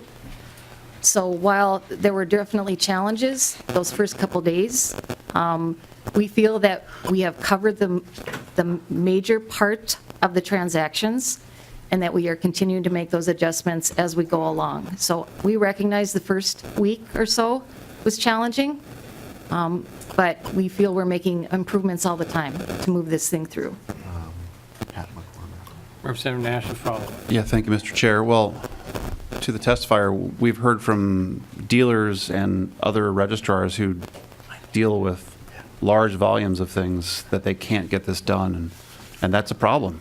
And that sort of goes in line with my second question is, in talking to a lot of the deputy registrars and dealers and other folks, you've heard that they are expending tremendous amounts of overtime. And I'm just wondering what is to be done to help these folks out. I've heard from one registrar who's asked to stay private at this point, but they're losing thousands of dollars of top-line revenue every day. And because it is a private registrar, the owner is infusing personal capital to keep the doors open. Because the base functionality is there, the system doesn't work quickly, and in a meeting that we had at the department, when asked why things are taking so slow, and members, you'll want to remember this, we were told that the deputy registrars typed slowly, and that was why we had some of the slowdowns that we had. It was in your office, you were at the meeting, and we were told that they just typed slow. And I'm sorry, but that's not a very good answer when you're running essentially a customer service organization. So I guess back to my question is, what are we going to tell the deputy registrars and the dealers and the people who are expending thousands of dollars every day in overtime? What are we planning on telling them? Ms. Olson. Mr. Chair and members of the committee, we are continuing to work with deputy offices to make improvements all the time. That is our focus. That is where we all want to be, and we heard the testimony today. We share the same concerns and the same vision for making this better, and that is where we are focusing our effort and time, is to continue to improve, to continue to make things better, to continue to make enhancements. And we are going through a transition. We recognize it's challenging, but we also know it's temporary. And we are certainly committed to working with any of the stakeholders, any of the individuals that talked to us or testified today, to make sure that things can improve. Representative Nelson. Thank you, Mr. Chair. And I've got a couple of questions here. The first one is that Representative Bernardi asked me to ask before, because she had to leave, and it goes in with a little bit what Representative Nash asked about. For some of our offices that are in city offices or county offices, they're putting a lot of money out there. They're having to pay out the overtime, and there's some concern from them. Is anyone going to reimburse them for their extra costs that they have had to put up? Because right now that's falling back on the taxpayers, as the private individuals falling back into the individual's pocket.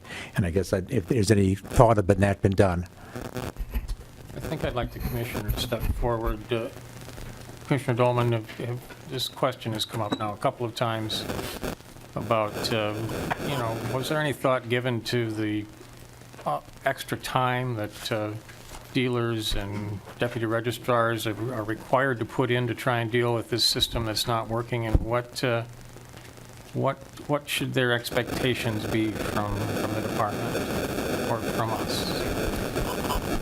Mr. Chair and members, in regards to the expectation or the implementation of, I think we understood that in order to have a system that gives real-time information to the users of the system, that the business process was going to have to change and that the deputy registrars were going to have to do more work up front in as far as data entry goes. And so we had hoped that the training that we provided initially would have helped them familiarize themselves with the system as best as possible. What we've learned is that we needed to ramp up some refresher training for the deputy registrars so that they can become even better familiarized with the system. And we are going to continue to work with them to make sure that they gain comfort with the system as we work through the process.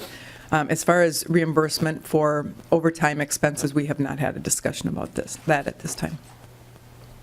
Thank you. Follow-up, Representative Nelson. Thank you, Mr. Chair. I guess that was Representative Bernardi's question, and see what happens going forward on that. I also want to say that I had to renew my tabs on my vehicle, and the beginning of this when the new system went in effect. And I went to my local deputy register about 3 times, and the line was out the door.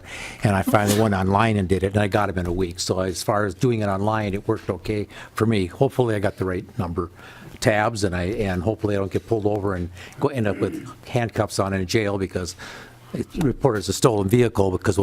But anyway, hopefully that doesn't happen. But the question I have here, and somebody said that now they're having to do multiple things, and what used to be one transaction is now coming up as multiple transactions, and we're seeing this large number of extra transactions. So is that the new system? Is what old transactions that were one transaction now have to come out as being recorded as 2, 3, or 4 different transactions? Ms. Olson. Mr. Chair, members of the committee, I would need to know exactly what transaction we're talking about in order to be able to answer your question thoroughly.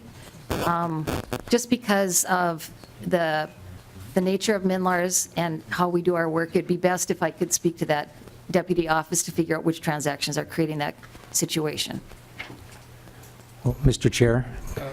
I'll give you one more. I just want to say that if that's the case that's happening, I mean, the numbers that they're showing that they're getting this huge increase in transactions, if transactions that used to be listed as one transaction are being listed as 2 or 3 transactions, that could skew the numbers way off and make the system look like it's really performing when it's not. Because, like I said, when I went there to do mine, the lines are out the door, and I can't imagine they're doing that many more transactions if they're taking that much longer each one to do because of the processes they're going through. So. Thank you, Representative Nelson. Would you care to respond further, Ms. Olson? Yes, Mr. Chair and members, I misunderstood your question. Let me re-answer, and hopefully this is the answer you were looking for. The transactions that we count are being counted out of the MNLARS system, and so it's a different mechanism for counting transactions.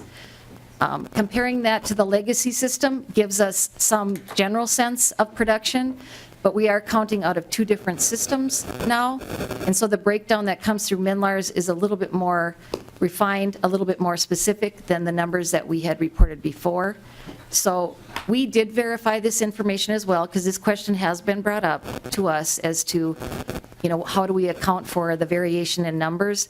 It's simply because MNLARS is counting things a little bit more differently than what we used to count. And so while our numbers are reflective, it's not necessarily intended to show that we're doing that many more transactions.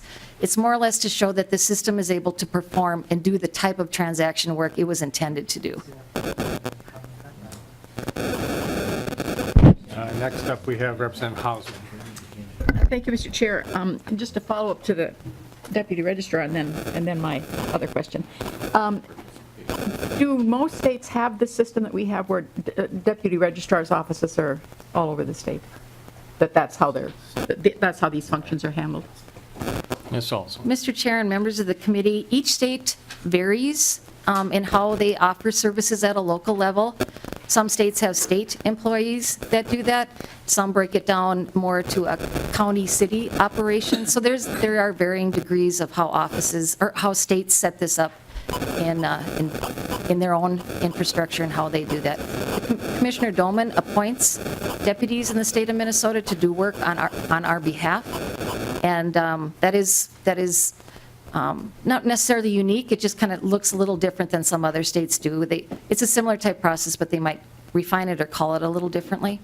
So, Mr. Chair, my question is, I guess, is the nature of the complaints and Representative Hausman and members, there's some kind of interference going on. If you're using your electronic devices, please stay away from the microphones.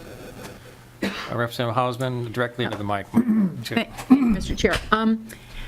I had heard about people waiting hours and hours, and so I had to go in on July 28th and ran across the street to Sears and just was shocked because there were so many people there. I thought, oh my gosh, this is going to be awful. I was out in, I don't know, 10 minutes. I was moved to a particular line. I thought, well, maybe my speedy service had to do with the function I was there for, or that line, or the person who was helping. And so I asked a friend who was there for another purpose, and she was having an equal kind of quick exit. And so it was so different from what I was reading about in the newspaper. And so I wonder, are there, in this system, this kind of decentralized system, are there organizational differences? Are there staffing level differences?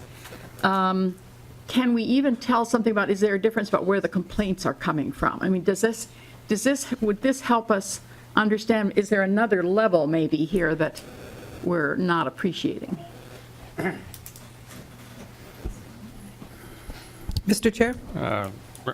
Commissioner. Representative Hausman, I think it's fair to say that across the state, every office has different employees, different deputy registrars, different volumes of business that they have coming in each day, different hours. And so I think that we would probably likely then see more issues or complaints or concerns addressed from the deputy registrar's offices that see more volume. I mean, I think that just would stand to reason, but business practices across the state, maybe Director Olson can talk more about that, but might be a little bit different in each of the different offices. If I can interject, Commissioner, isn't there quite a difference in the types of transactions that some offices deal with as to respect to their volume? So one particular office might do a lot more work with dealers, for instance, or someone in my neighborhood might do a lot more business with farmers, for instance, and that could affect the results they're getting?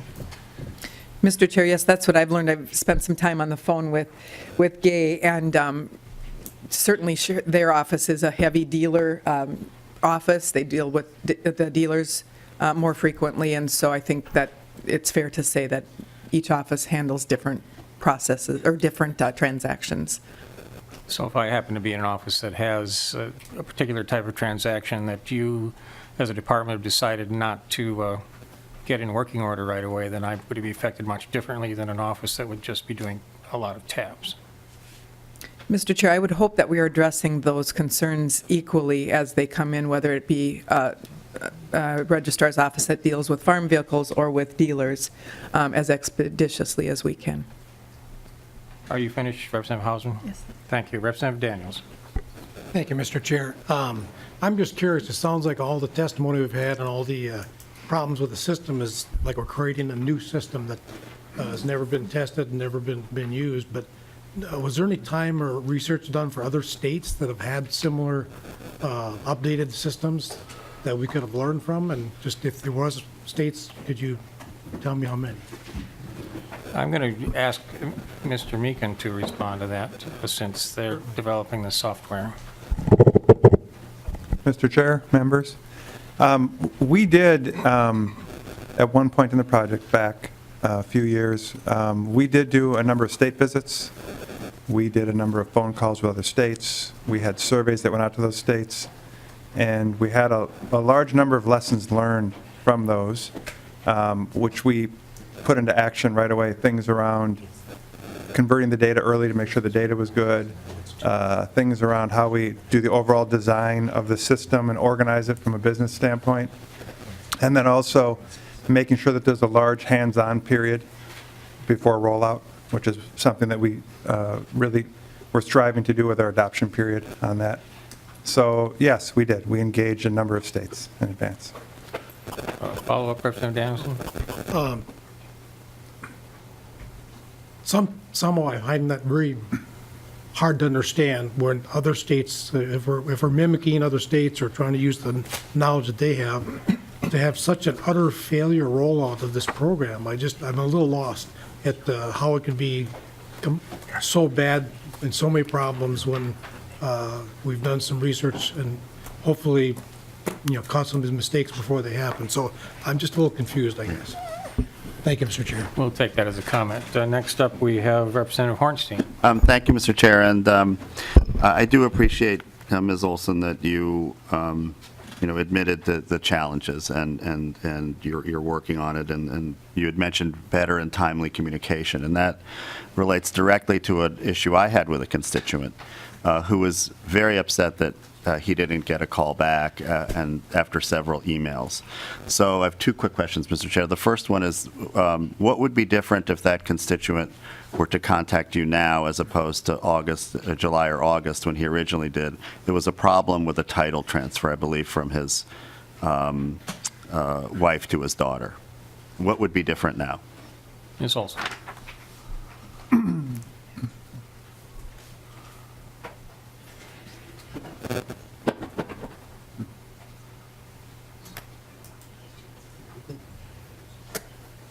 Mr. Chair and members of the committee,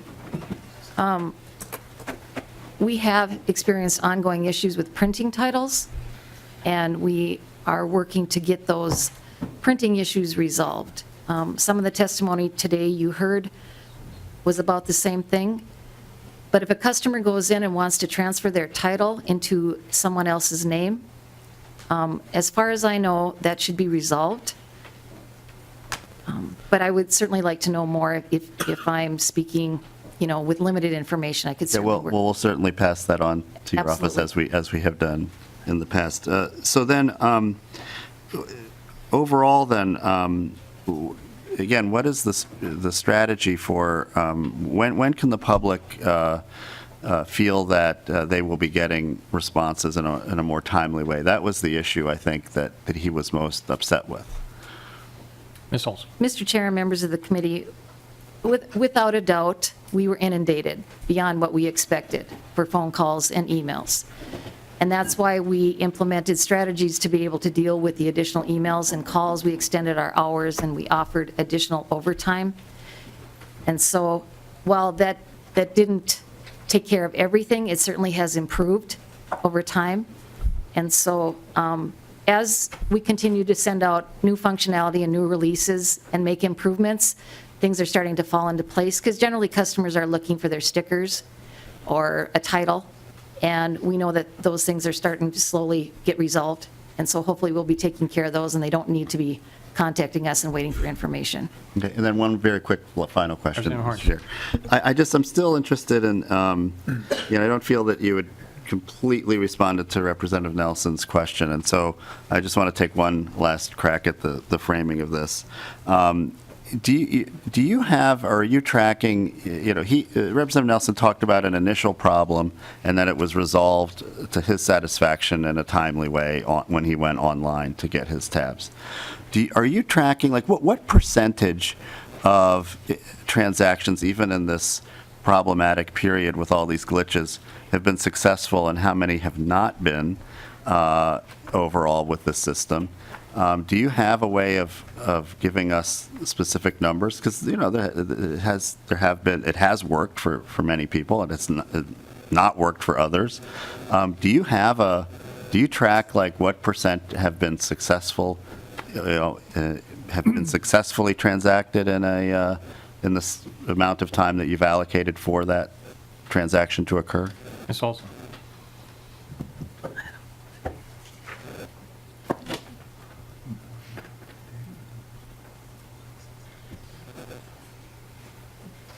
Mr. Chair and members of the committee, there's a lot of factors that go into what we would consider successful. And while I can't give you today specific percentages of transactions that we would consider were not successful versus overall, there are a lot of elements that go into what we would define as success. And our focus, as well as the deputies, is to be able to provide customer service, get that individual the credential and the information they're seeking as quickly as possible. And we haven't delved too deeply into the data around that, specifically because we're continuing to work through the transition process. But it's certainly something that we will take a closer look at and verify as we go forward. Well, Mr. Chair, thank you, and I hope that might be helpful to the committee if we were to be able to get that type of data, and in a way that's respectful of your other priorities, which I think is to take care of the public right now. But I would really like to know, perhaps even by the end of the year, some kind of a report about that. Thank you. Representative Baker. Mr. Chair, I think I maybe probably know a little bit more about a lot of these issues because I've been working hard in the last several months with Commissioner Dolman and Commissioner Baden and the higher level of the deputy registrar's frustration about rolling this thing out. I remember last session when we had some folks from DBS talking about the rollout of this coming up this year, and there was a arrogance in that room that I think I shared with Commissioner Dolman at that time too, that I was concerned about. It's the controlling factor of the relationship with the deputy registers and the DVS office. And I've been very open to the commissioner, who I know listens and I know wants to make a difference here. And the purpose for this reason, I think, for this meeting today was to highlight real boots on the ground with the deputies out there that are trying to do their very best. It's trying to talk about a real hard system to roll out. I get that. And I have seen this transaction number get thrown around. Stop looking at transactions. You're not comparing apples to apples anymore. Look at revenue. What we care about is revenue coming into the state of Minnesota. That is a real number. That's what ends up in the bank account. And for us, trying to find a way to fund roads and bridges, we need to know what's going in the bank and not how many transactions you're doing. But what we're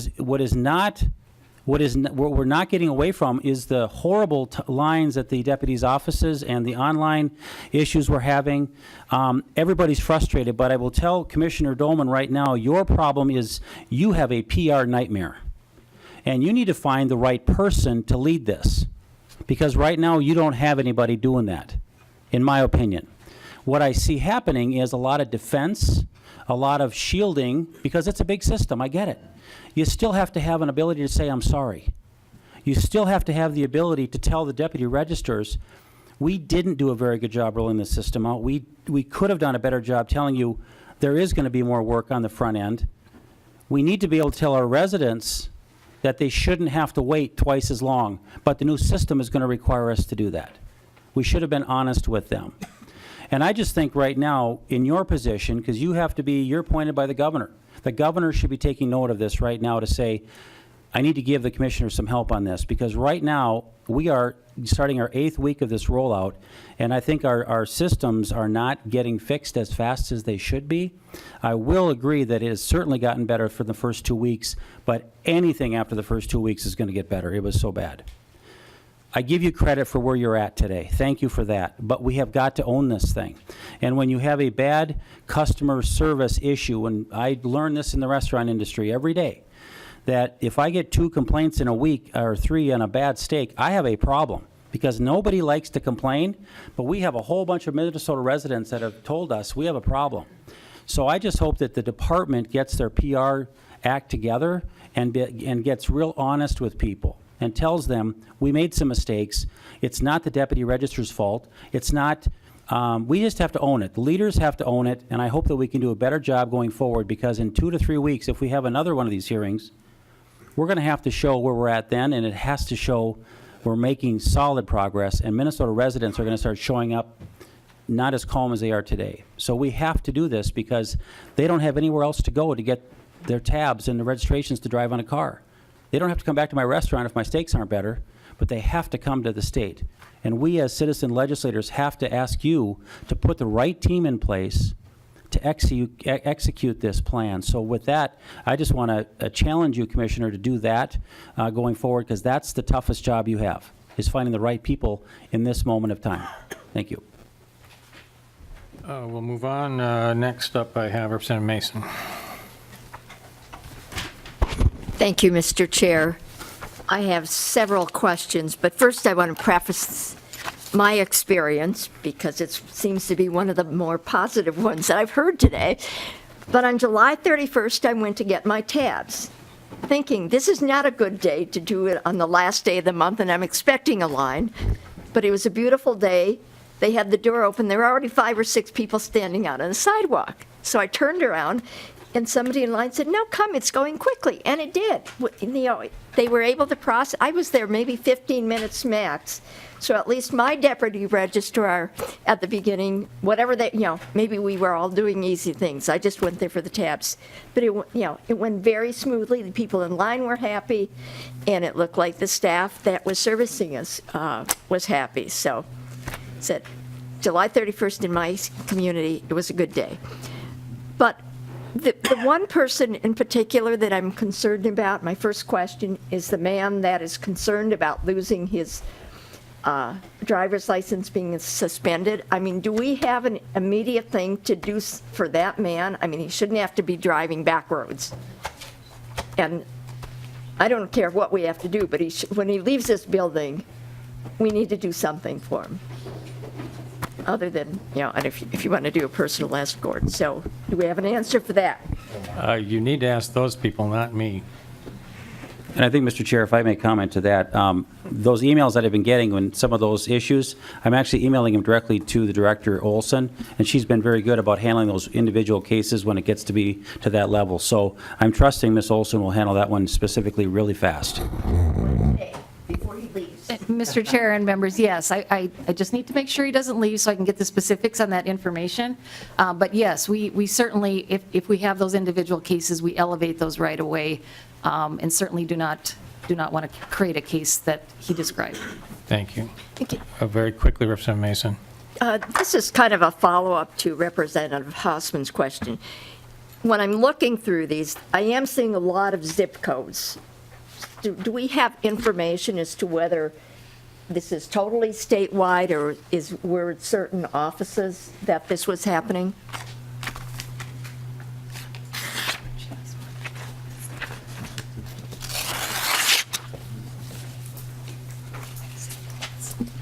Representative Runbeck has a question.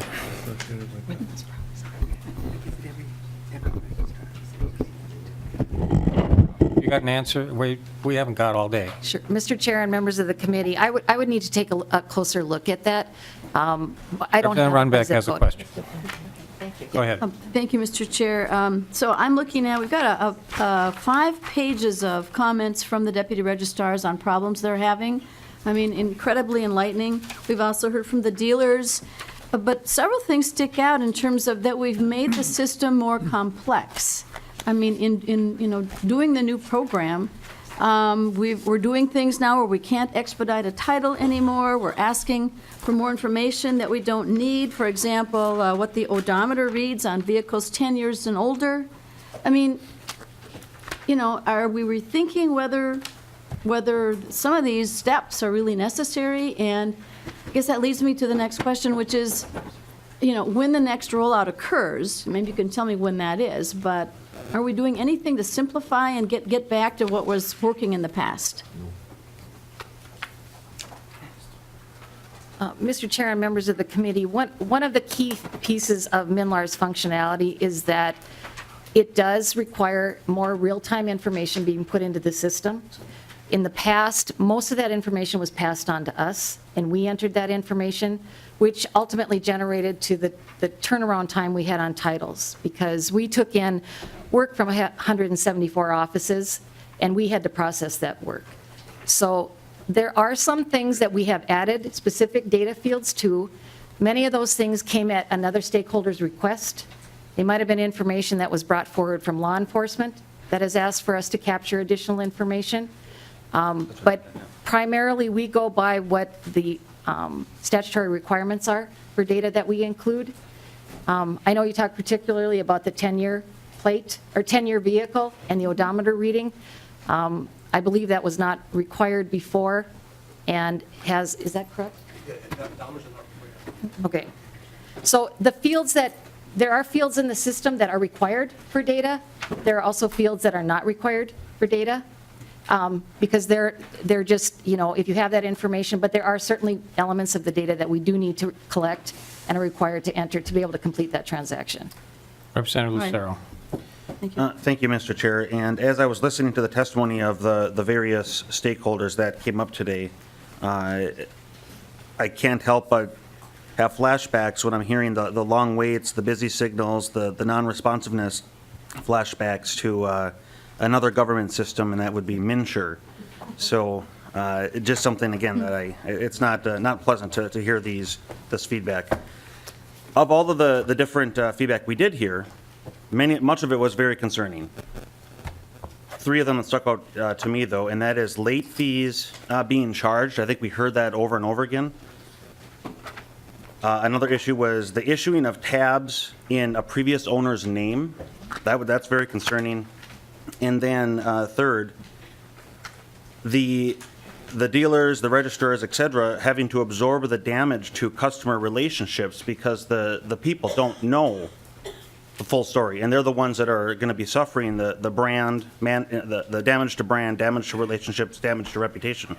So I guess my question is twofold. Why are late fees being charged? If this is the direct result of government inability to process and creating the delays, why are late fees even being charged to begin with? Should those be waived?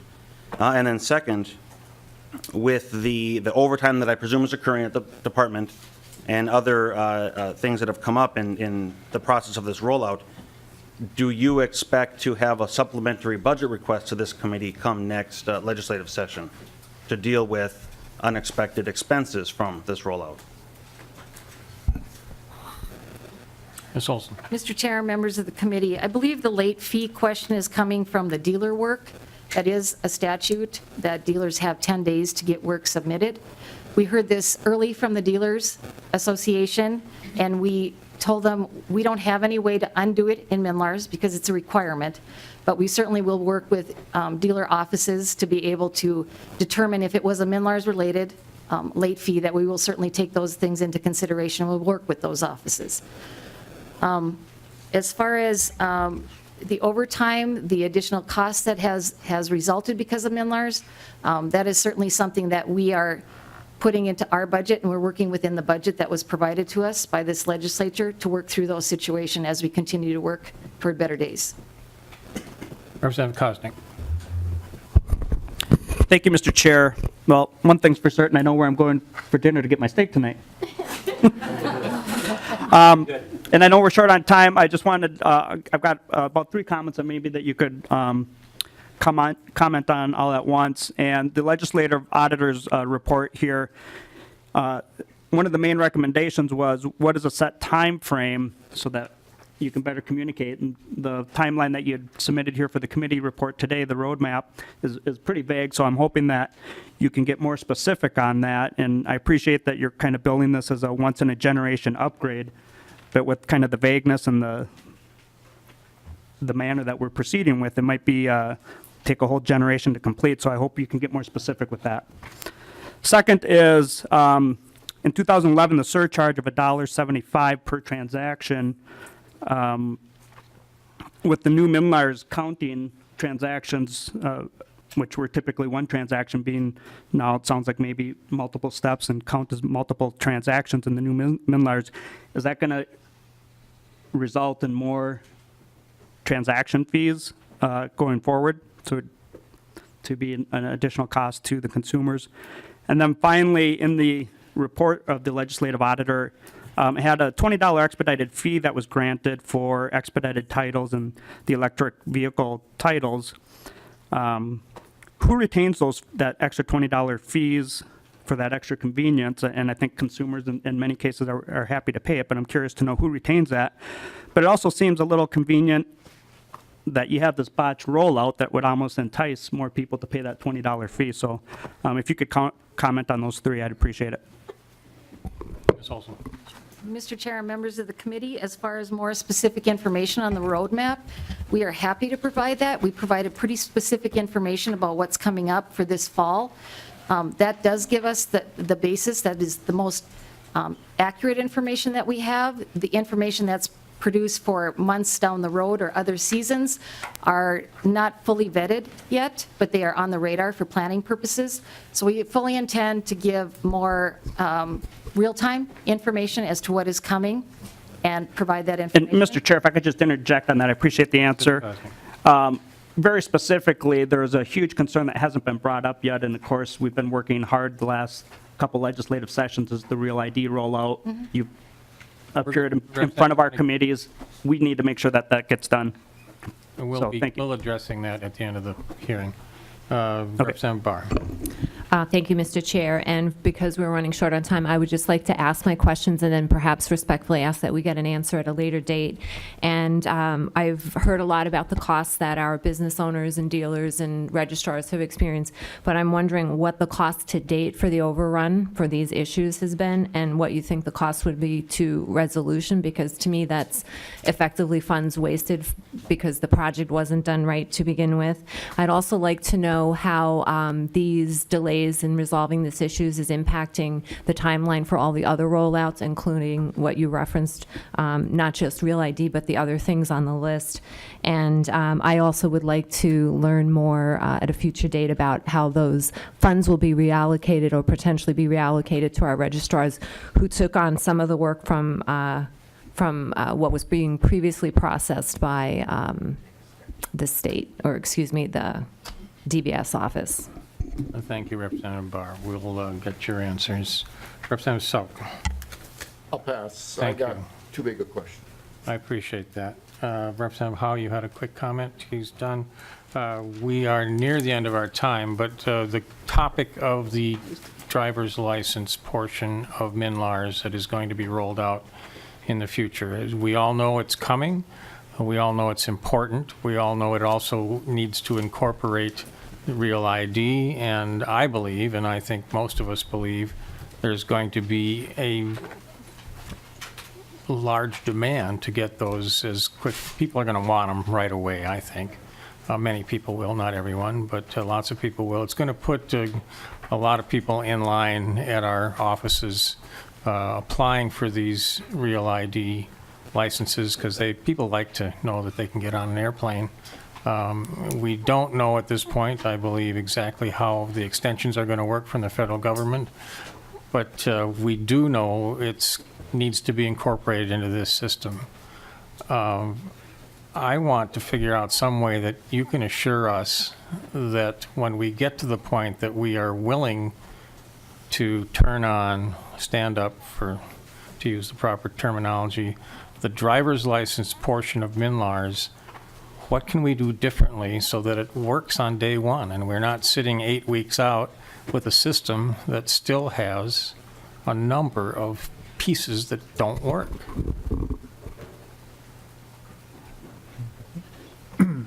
Mr. Chair, members?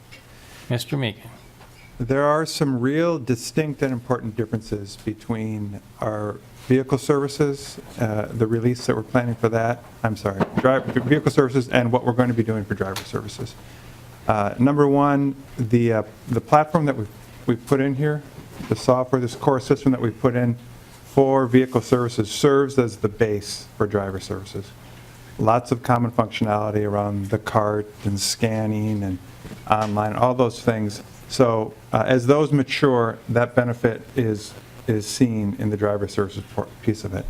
The next thing is, back when we started this project, we were very concerned about what was called Big Bang, which was to do all driver and all vehicle together. So initially we felt that when we separated driver from vehicle, that was a pretty good way to kind of to lower our work in progress, our WIP, because the smaller the releases you do, then the less risk you take on with that. We did split that in two. We did vehicle in one release. That was pretty big, probably bigger than we would have liked.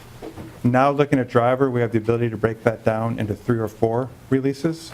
And that's something we spent a lot of time on, the architecture of how can we turn off the legacy system, the mainframe system in pieces like that so that we can say, just turn on the application part of driver, or just turn on the issuing part of driver, or compliance. And then the last thing is, and this is very significant, is that our end user population includes state employees. And we can pilot production with state employees for driver. And that is something that we really couldn't do with vehicle. So we feel that every one of those is a risk reducer. And then so many of the lessons that we've talked about here today, just applying those to the driver release would be very important. It's my understanding that the new driver's licenses will be also include incorporating a new vendor. Is there a timeline that's been established with the new vendor, and does that affect when we have to move ahead with the driver's license portion of MNLARS? Mr. Chairman, yes, that is accurate. They know our timeline, and they're working in compliance with us and to meet that timeline as well. And so what is that timeline? Well, like Mr. Meekin had said, there's series of milestones that need to be met to keep us on task with meeting that timeline. There are changes that they need to do, as well as pieces that we need to do to line things up. I'll just give you one quick example. For one of those things, we have to install new new cameras in each of the DL agent and exam stations. It's getting those kind of pieces to the process in alignment, so they're lining up and those cameras are available once we're able to issue real ID cards, as well as any other cards under this card vendor. So is there a timeline restriction with the new vendor, or is there not? Not at this time. Is no. there a drop-dead date when we have to switch to the new vendor? We already are switched to the new vendor. So, and they are very aware of what our timeline is to be able to meet the statutory requirement. So the new vendor is issuing licenses under the old system? Yes. Actually, it's the same vendor. So they're currently issuing licenses under the old, and they're planning for the new. Okay, good. I didn't know that. Thanks for informing. I learned something today. What do you know? Members, I'm going to give the commissioner a chance to make a final remark before we close out, but a couple of housekeeping things. If you have not filled out an expense sheet today, please fill one out today so we get them turned in a timely fashion. There may be some timelines involved that we will see. And I would also like to, for those of you that don't know, our CA has a new last name. She's taken some time off recently and went out and got married. So it's no longer Chelsea Peter, it's Chelsea Axelson, and congratulations. So she will have a new email address, I believe, and she'll get that out to all of us. Commissioner, I'm going to give you the final word. I should probably take it myself, but I'm going to give it to you today because this is a big deal, and there's a lot of very frustrated, disappointed people, including, I think, most of the people around this table, and I would hope that you can give us some consolation. Thank you, Mr. Chair and members. I would just like to say in closing, for where we own mistakes that we made in the rollout of this process, as the Commissioner of Public Safety, I apologize to you and to the people of Minnesota and to our stakeholders and business partners. We'll do better. We are going to continue to work diligently to make sure that this system functions better in the future. We've made great progress, but we have more work to be done. I look forward to working with all of you and being responsive to your questions and responsive to where you are pushing us to be better as well. And I look forward to developing stronger relationships with our deputy registrar partners, our dealer partnerships, and the people of Minnesota. And I hope that we can do this together. Thank you. Members, this meeting is adjourned.